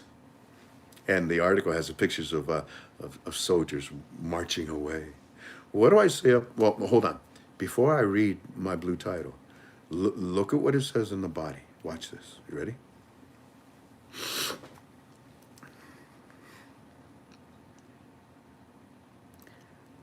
The Iraqi street remains in a state of anticipation. Eddie, I'm okay, Mr. Frank. All right. The Iraqi street remains in a state of anticipation of what surprises the coming days may bring. Especially since this file directly, one of the 4 files that we talked about earlier, yeah, that said it would keep a promise? Yeah.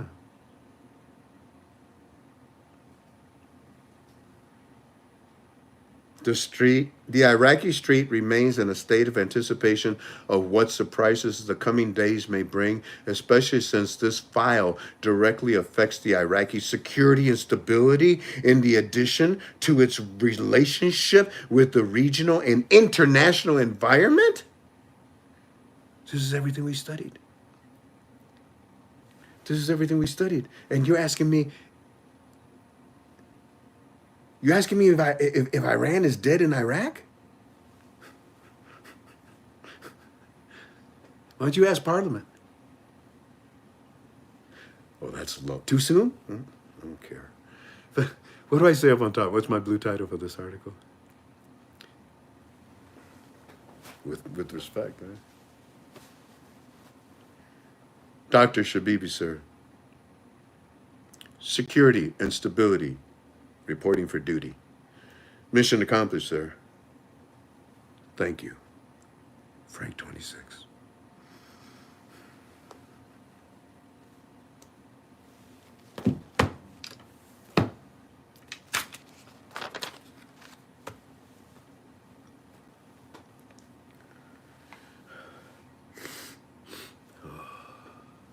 Alrighty, family. Now, what I'm going to do is I'm going to read to you some notes from my teams and I.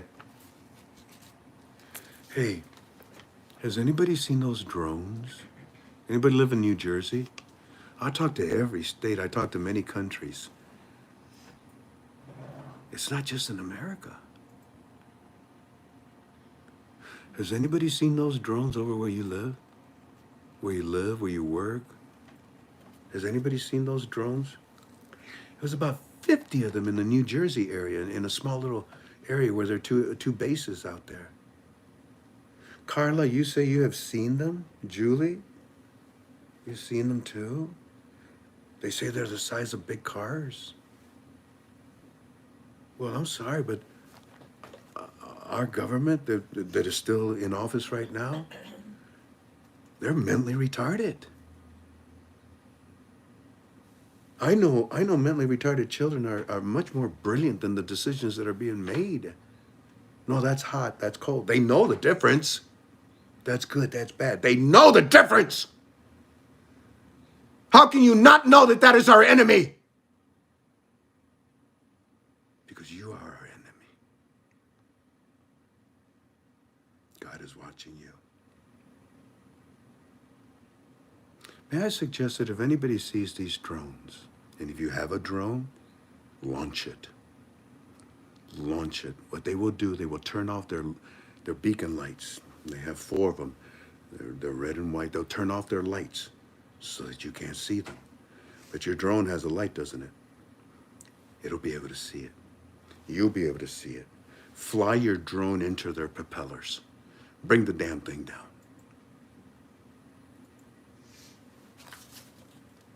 I better not see one. I'll shoot the damn thing down. I'll get in my plane and no, I can't do that. Oh, shoot, I had bank stories for you. We're not done. Oh, no. Oh, no. Why don't I just save the bank stories until Friday, okay? Yeah, we've been together long enough. But they're good ones. One of them, oh, wait a minute. Donna Williams, are you still with me? Please post. You said you had a bank story. Show me that you're with us and post in chat of my UB2B. Tell me that your name is Donna Williams and you're still here. And if you are here, Donna Williams, I would like to hear your bank story. Tink, if you see Donna Williams pop back up, let me know. One more time, one more shout out for Donna Williams. You have a bank story. If you're with us, please come on the air. And if not, so be it. Now, what I'm going to do instead is I'm going to talk to you about these notes. But yeah, and hot air balloons. Good grief.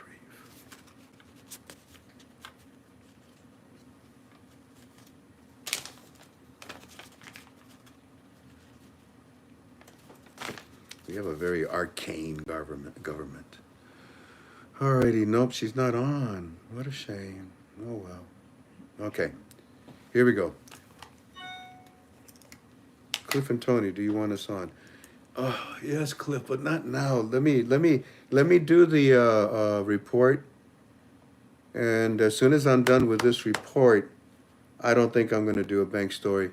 Go ahead and call me, Cliff and Tony, at that time. Thanks, guys. Oh man, I'm sorry, family. I just feel miserable. Every time I turn my head, it feels like the rest of my head keeps going but forgets to stop, and it's painful when it finally stops. And it feels like, oh yeah, I'm just gonna go in that direction, you know. Yeah, okay. And the body is like,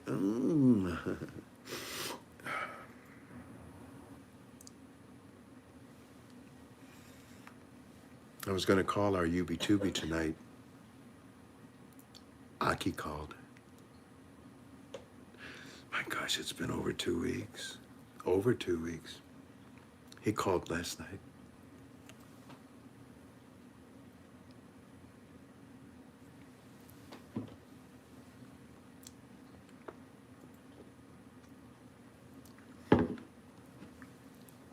$12-1, man. 12-1. You're gonna owe me 50 cents.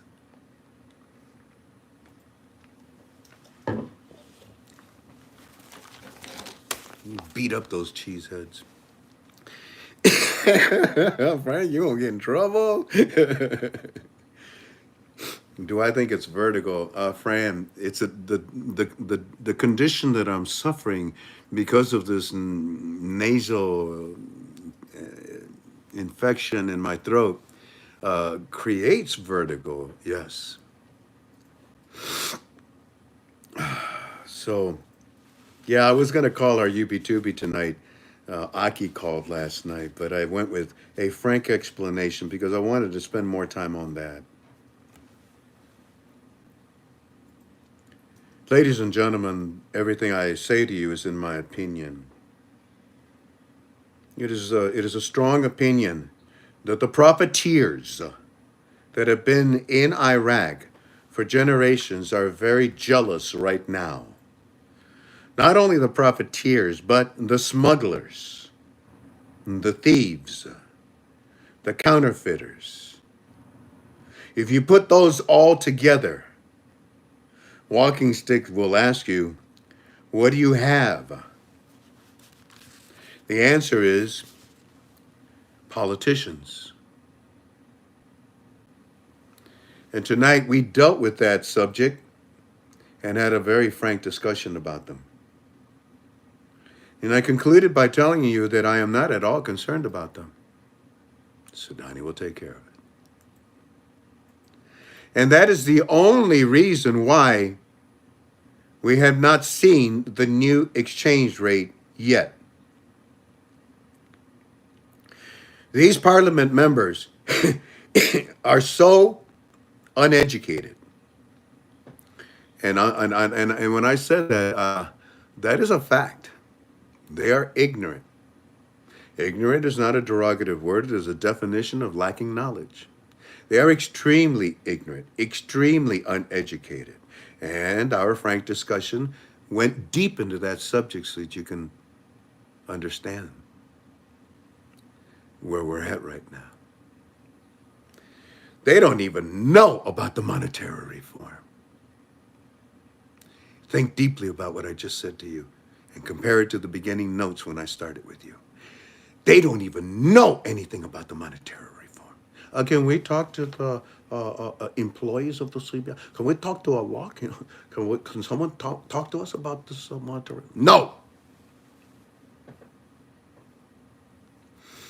They represent their districts, and trust me, like we said before, it would be very easy to buy and steal their vote right now.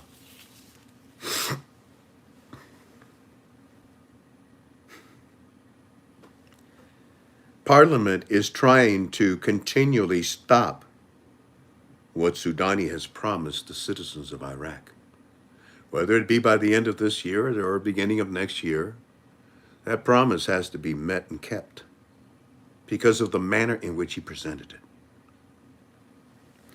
I will keep my promise. Well, there was an article that we read today that talked about one of those files possibly keeping a promise.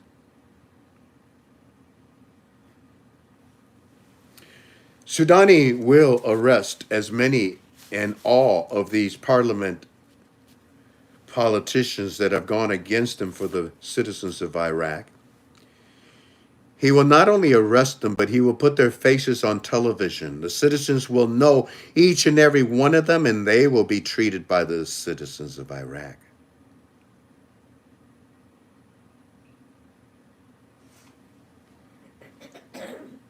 Iraqi citizens, look, these are the people that have stole from you, not me. Oh boy. I don't want to be there when that happens.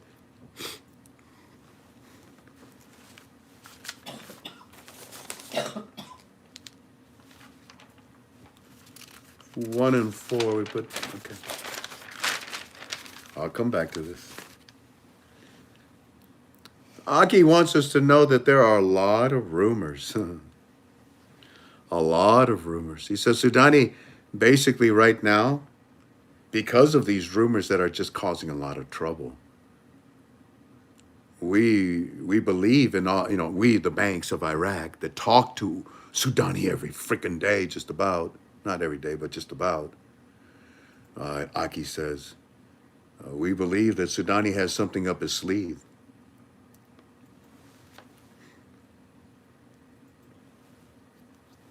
He doesn't even know Bullwinkle, he doesn't even know him. So what you mean something up his sleeve, Aki?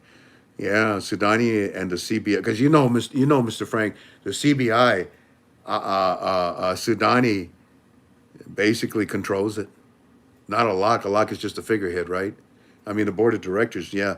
But the CBI, whereas Sudani controls them, the CBI controls the currency of Iraq. That's why Sudani's waiting for it. The CBI is the boss of the currency of Iraq. Sudani's the owner of it, and he wants to make sure that it's distributed properly.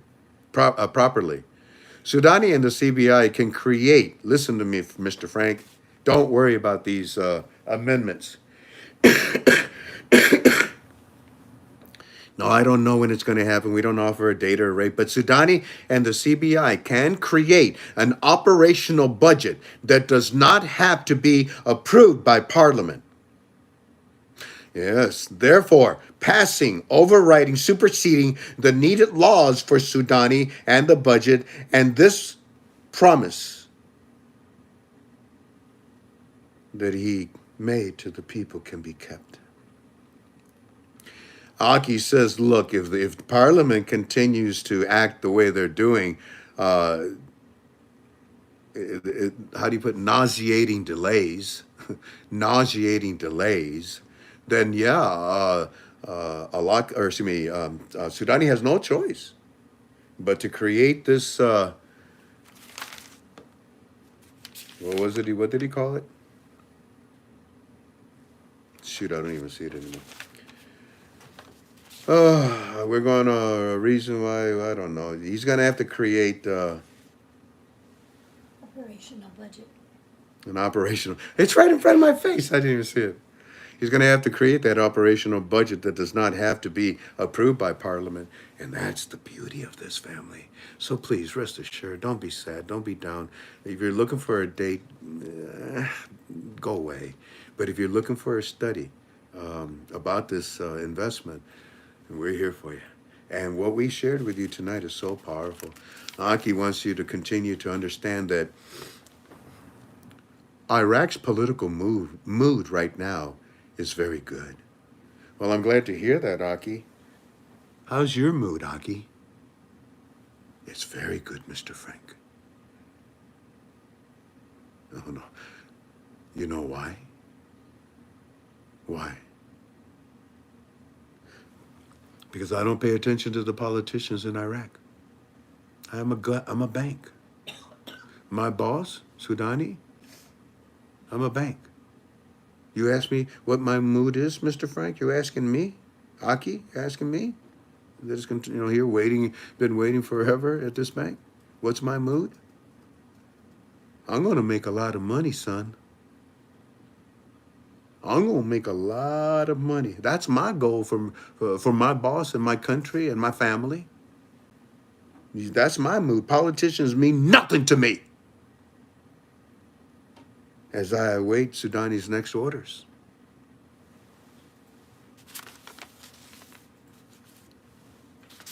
These are powerful thoughts, powerful words that I'm sharing with you. And very truthful, huh? Think about that. You think that Aki's sitting there going, oh, there goes Parliament again. Do you think Aki reacted the way you reacted when you saw about Parliament? That he doesn't care about them. Why are you talking to me about the children? No. Because we need the amendment. The boss will get it. The boss told me he's going to get it. If they don't get it, he get it. And we're going to get it. Don't worry. And look what he's doing. We got 20 more. Plenty time. Get off my back. Okay. No, he didn't say that. Aki's a cool guy. I just don't understand him.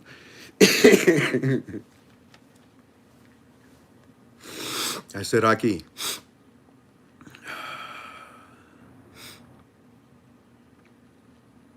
how do you feel about Chase being in your country? Oh, it's okay. We work with all kinds of banks, Mr. Frank. It's okay. Chase is going to be the largest player in the exchange of the Iraqi dinar. Chase is very vital to our monetary reform success. Chase is not in Iraq to lose money, Mr. Frank. Why do you think that Jamie Farr is desperately trying to get his banks into Iraq? Jamie Jamie Farr, ha, mash. Oh my goodness. Why, why do you think that Jamie Dimon from Wells Fargo is desperately trying to get his banks into Iraq? Chase. The CBI told Jamie, we'll get back with you. Jamie says, well, actually, CBI says, what do you want? And Jamie says, I want to see if there's anything I can do to help you with your banks. All right, we'll get back with you. Get out of here. You're the ones that sold everybody it's a scam. Get out of here. But there is the chain of command family. BOA, Chase, Wells Fargo. What's the bank in Iraq? That one and this one. Citibank. Well, actually, Citibank, I don't know if it's in Iraq, but they're going to be playing a part in the movement of the dinars. Aki, private banks, I told you all that. Don't worry, only one. Then he also says to me, you asked me last time, Mr. Frank, about my bank. I tell you many things about my bank. My bank represents the CBI. It represents my boss, Sudani. And yes, because I asked him again and he reaffirms, yes, we will give you hundreds. Actually, it may be thousands, but I want to keep it at hundreds. Yes, we will give you hundreds of these private bank sites that will represent the CBI. They are not going to be hard to find, Mr. Frank. You will see them all over in many different areas, especially close to banks. And family, you will see all those banks listed on my form. And you know what? When this came up, I thought, really? Now I don't know this for sure, but it looks like because of our relationship with Walking Stick and Aki, I don't have a relationship with the CBI, but our relationship with our teams, we're the only ones that I know of that are going to give out this list of banks on the internet. So yeah, it would be really good for you to be a member of our forum. It's free. Just go there and sign up. It's free. When it happens, you go in the forum and you'll be able to see all the different hundreds and hundreds of places. I know that you're worried. I don't know where to go, where to exchange. I told you a long time ago, that's the last thing you have to worry about. You're going to become Mr. Clampett. There'll be Mr. Drysdale. They're going to come after you. I'll tell you what. Let me say goodbye by reading this last page. No. I leave this. 1 and 4. I leave right here. As the remember, I always leave something for dessert so they don't go away for the prayer. You're gonna love this. I leave this as the last thing. So all right. Why don't I see you want the bank. Uh-oh, we just froze? I froze. How about you? Ha! Did you see that? Yeah, that's funny.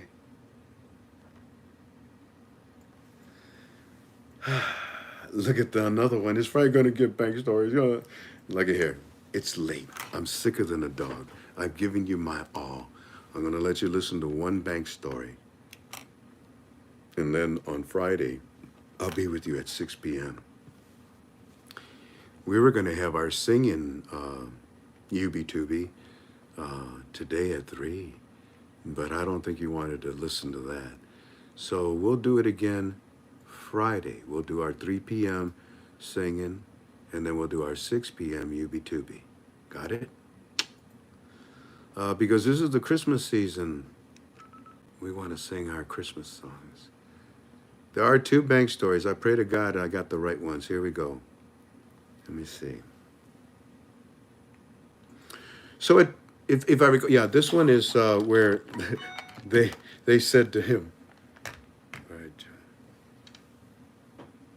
here is where I joined. Then they tried to tell me they couldn't bill me through T-Mobile. I have no idea what you're talking about. Okie dokie. So this is a bank story. It's a follow-up. You're gonna probably recognize it. The lady followed up with the guy. And the other bank story I have is the same concept. It's a follow-up. That one was really good, but I'll save that one for Monday. Alrighty, here we go. Ready? Play. Or for Friday, I mean. Okay, hold on. There we go. We just turned it on. So don't say your name, but tell me, what state are you from? Wisconsin. Okay. And, we've talked before, right? Okay. And, and what bank was it? So it starts off with Chase. Correct. A friend of mine, and you know my friend, we have accounts at Chase. And the bank manager there is well aware of our situation of owning Dinar. And, they've told us if they ever hear of something, they will call us right away. And fast forward several months, the manager had said to my friend, hey, if you have a list of questions for us, if you want to put those list of questions together, we'll have a meeting with myself and maybe a personal banker. And so we thought, well, maybe that's pretty interesting because they're the ones asking us to put a list together and to set up a meeting. Mm-hmm. So we thought, well, maybe they know something. Maybe we can find something out. That's a first. That's a first for me. I mean, I've seen the pattern change where they're no longer saying that it's a scam. Thank you. I've seen the pattern change now where they say, yes, we understand what's going on, and we'll get back with you when that time comes. But you now just told me a little bit better. They're getting a hold of you because they want you to ask them questions about what is about to happen. Right. I like that. It gets pretty interesting. So we sent the list of questions, and then we arranged the meeting time. I gave you some of those questions, right? Yes. Go ahead. Yep. So we sat down with the bank manager, and right from the get-go, she was like, this is a scam. And she probably told that to us like 3 or 4 times. Interesting. And it was like a slap in our face. Yeah. And we felt like we were leaving the bank with the tail between our legs. And it just didn't sit right. Okay. So that was probably a month ago, maybe 6 weeks ago. Yeah. And I've just been telling my friend, that experience didn't sit right with me, and I don't know if I want to do business with Chase. If that's the way we're going to be treated. They could have used different words, like, we just don't have any information for you at this time, right? You know something, brother? I'm really glad that you called me back and you have some answers, and you have actually your story is an evolution of what has happened from being treated disrespectfully to now being treated, like a king. This is good. Continue your story. So I was talking with my friend, and I said, in light of what happened with our meeting at Chase, I want to look at some other possibilities, some other banks that in our area that might treat us better, and B, do foreign exchange. Brother, this is going to be good for the family. But don't forget what I told you and I told everybody. I'm the only one that I know of on the internet that's going to release hundreds of banks that will be in association with the CBI as a private bank collecting the 3-0 notes. Yep. So, in all honesty, we don't need Chase if they're going to treat us like fools. There will be hundreds and hundreds of other exchange centers representing the CBI. These American banks, but then they have to follow international American banking laws, by the way. Our American banks better get on the ball. That's enough of this, but continue. What happened? Yeah. So today, I stopped at a local bank. It's a state bank, but the word national is in the title. I guess that's all I'll say about that. But I went in, and there was 2 ladies working. I went right up to the teller window, and I didn't try to play coy. I basically said I have Iraqi dinar. And I was just wondering, do you guys exchange foreign currency? And they said they do. They said they use a third party to exchange it. And neither of the ladies was familiar with the dinar. And I asked if they would be able to exchange that. And the other lady got on the phone, asked some questions. She was on hold for a little bit, and once she finished that phone call, she said, "Yeah, we can exchange your dinar. If you wanted to bring it in today, we could, but it's not at a very point." The manager at that branch, and I said, "Could we go speak privately?" And so I spoke privately with her, and I left her with some questions that she couldn't answer, and she's going to reach back to me. Okay. But then, after I got done with that encounter, I shared that with my friend, and so then I called the Chase Bank back, and I kind of confronted them on how we were treated. And in that initial meeting, there was the bank manager and then the person who I set my account up with. And the person I set my account up with, he's the one I called today and talked to. And he apologized probably 2 or 3 times how we were treated that day. And I explained to him that a bank down the road is able to exchange the dinar today if I wanted to. And he just said, yeah, he goes, I wouldn't have used those words, talking about it being a scam. That's right. He said, but he goes, yeah, I wouldn't have used those terms. It's a prejudicial word. It's a prejudicial word. Everybody will say it's a scam when they have no knowledge of what they're saying. So you may ask them, where do you get that information from? Oh, everybody knows that. That's a prejudicial attitude. That's not even fact checked. Continue, sir. Yeah. So that's pretty much the gist of our encounter with Chase and with this new bank that we're asking questions at that bank. And so he's going to get back with you. Did he say when? Yeah, she is. Yeah. She said maybe today or tomorrow. Wonderful. I do my UB2B tomorrow. Let's see what happens between tomorrow and 6 p.m. Eastern Standard, okay? Yeah, you have an iPhone, Frank? Yeah, Okay. I can send you a recording, but probably not to share.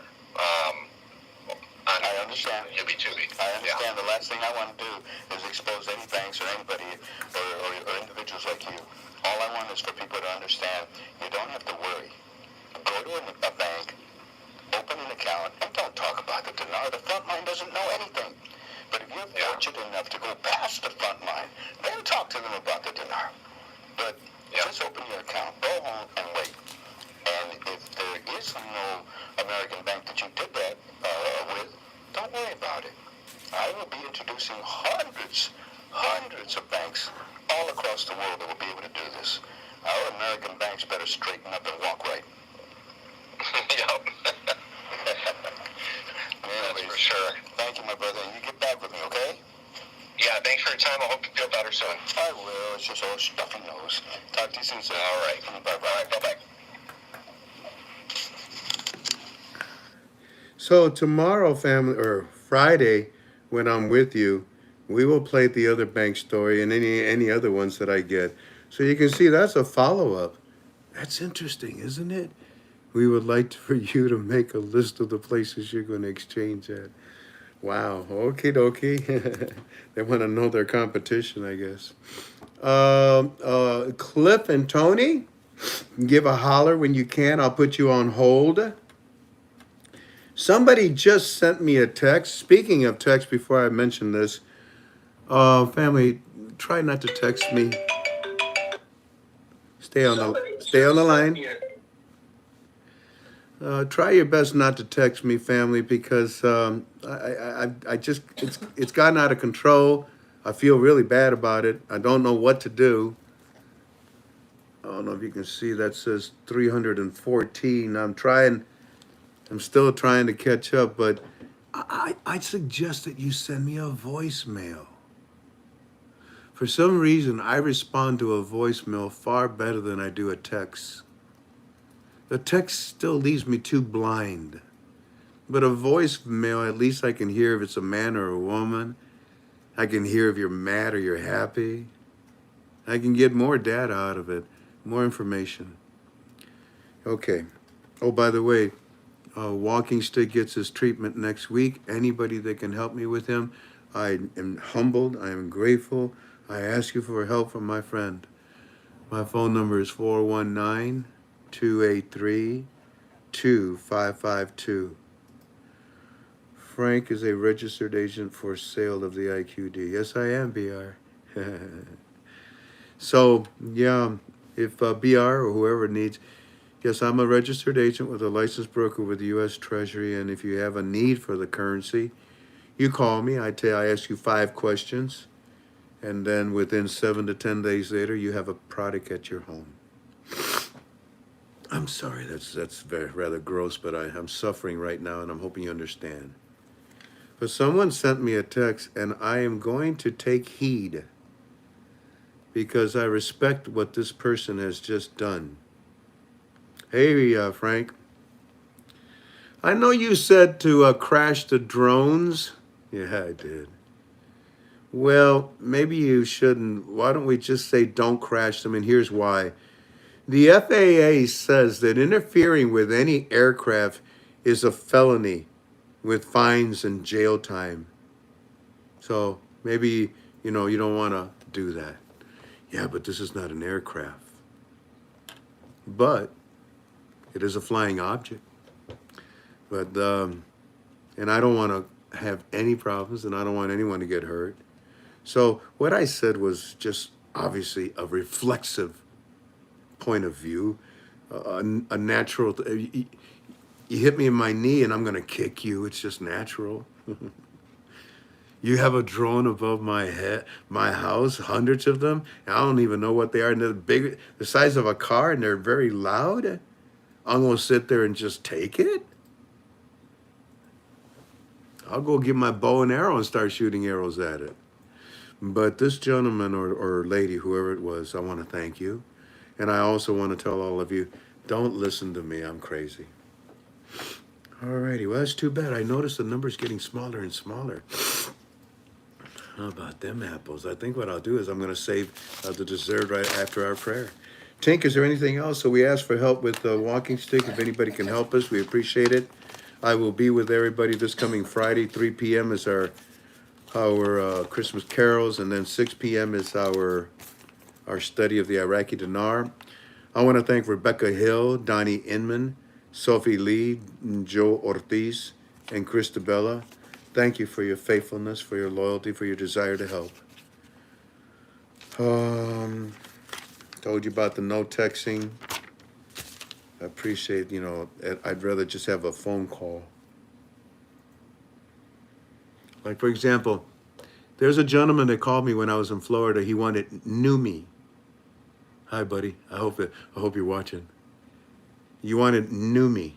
I said, I'll gladly get you some. But I'm not at home. I'll call you when I get home. About 4 or 5 days later, I'm home.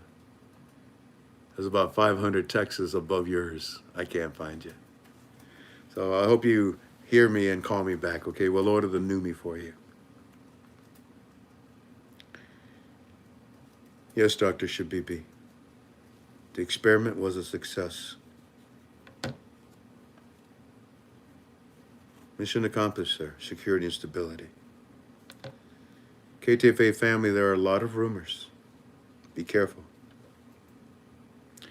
There are rumors about Berzani. Berzani had the big one. He went to see Elizabeth. Berzani is, he's sick. When he went to Paris, he got sick. Really? Well, Pepe Le Pew gave him some bad escargot. What do you mean? He said he ain't sick. It would have been all over the news. What are you talking? Get out of here. Don't pay attention to rumors. Be careful.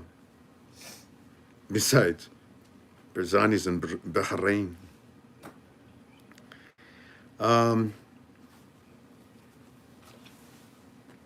want to dismiss us with a prayer. And then I'm going to tell you this last part from Aki's notes.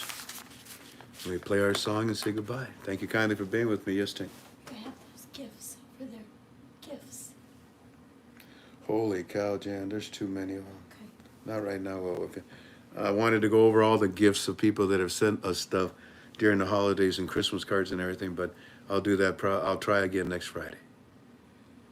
Alrighty, let us be dismissed. Abba, Heavenly Father, I thank you so much for this day. And I thank you for the things that I experienced, the good ones and the bad ones. I pray for my friends that are sick, that are ill, that are crying, that are sad, that are hungry. I pray, Father, for your kingdom to come and that your will would be done. I pray to sit with you and pray with and talk to you more than I do every day. And I'm grateful in my prayer to say to you, to know that you are there. You never fail. That's what Andy in Burma told me. That's what Pastor Kendall told me. A special prayer for my pastor. He's also sicky like me. May the blood of Jesus run through him and heal him of this disease, that he would feel better and stronger. Indeed, I pray for my friends that are sick and ill. Touch them, Father. Let them know that everything's going to be all right. Give them another day for them and for you, that they may worship you. I give you everything. And I trust you, I love you, I believe in you and your Son and the Holy Spirit. I am yours. In the name of your Son, Jesus, by the Holy Spirit, I pray. Amen. Amen. Amen. Amen.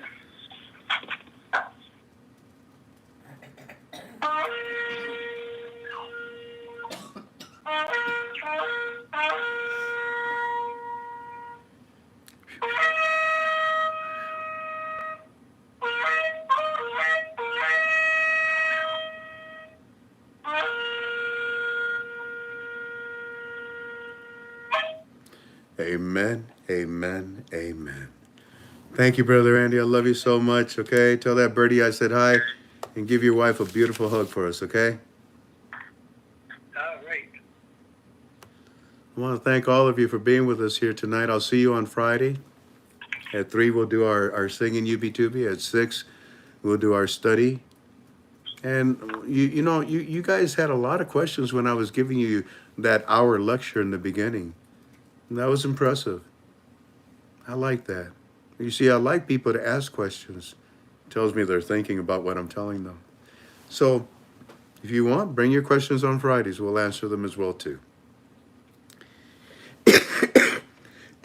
Oh, please excuse me. That is so rude. I'm so sorry about my sickness.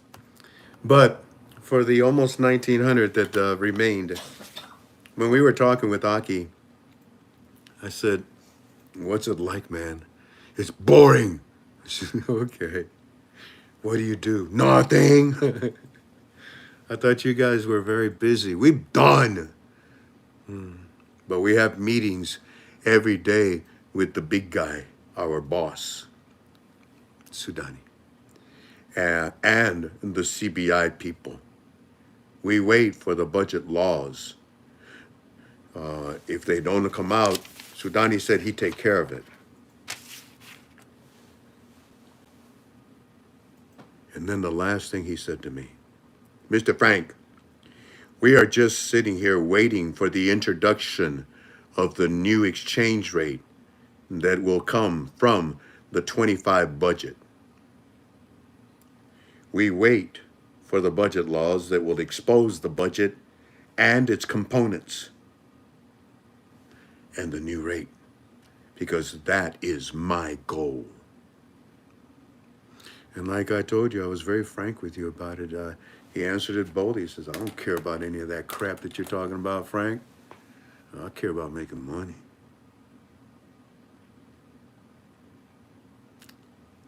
I found that very enlightening because it woke me up. I put myself in his shoes. Oh my gosh, you are about to make a lot of money, aren't you?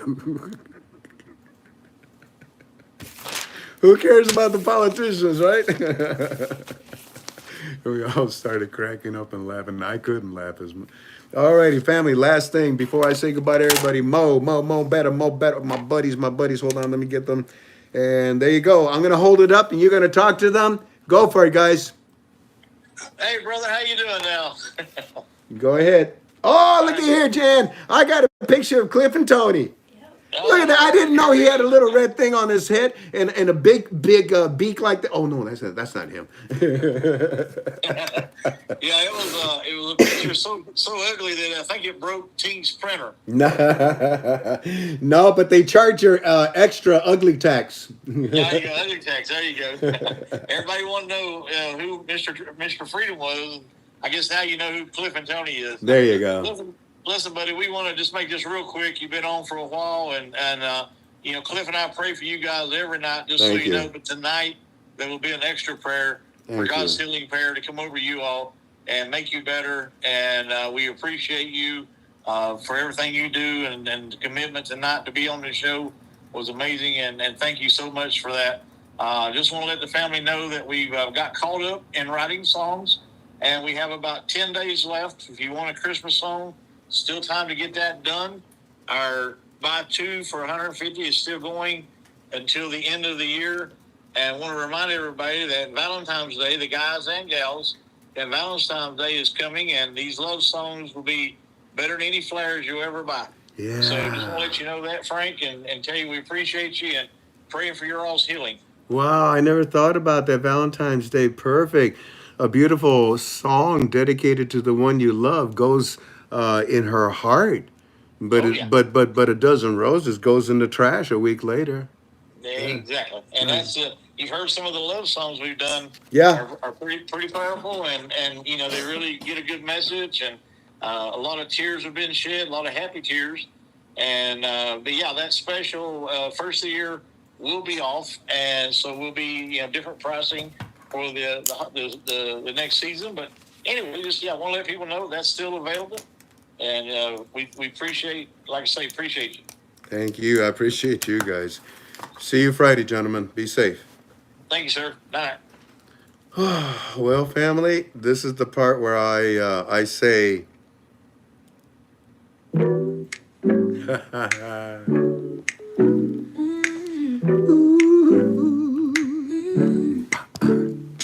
I used to be a Dina newbie until I watched Frank's UB2B. With a twinkle in his eyes and God by his side, Frank's teachings reaches far and wide. So whenever I need a Dina fix, I tune into Frank26. He's got the latest, greatest news from the street. Tune in now, tune in here, this is the Dina beat. Now take it from me, Frank is no rookie. It's okay, give this man a cookie. You never know what suit he'll be wearing, so I wear my sunglasses because they are so glaring. So whenever I need a Dina fix, I tune into Frank26. He's got the latest, greatest news from the street. Tune in now, tune in here, this is the Dina beat. Sit up, be patient, and get ready. Frank's got some news from Walking Stick and Eddie. Frank breaks down news and keeps us straight. Come on, Iraq, can you give us the rate? So whenever I need a dinar fix. I tune into FRANK26. He's got the latest, greatest news from the street. Tune in now, tune in here. This is the dinar beat. Hey Tink, I need a cookie. Come on Tink, I deserve some cookies. Cookies, cookies, cookies. Come on Tink, give up the cookies.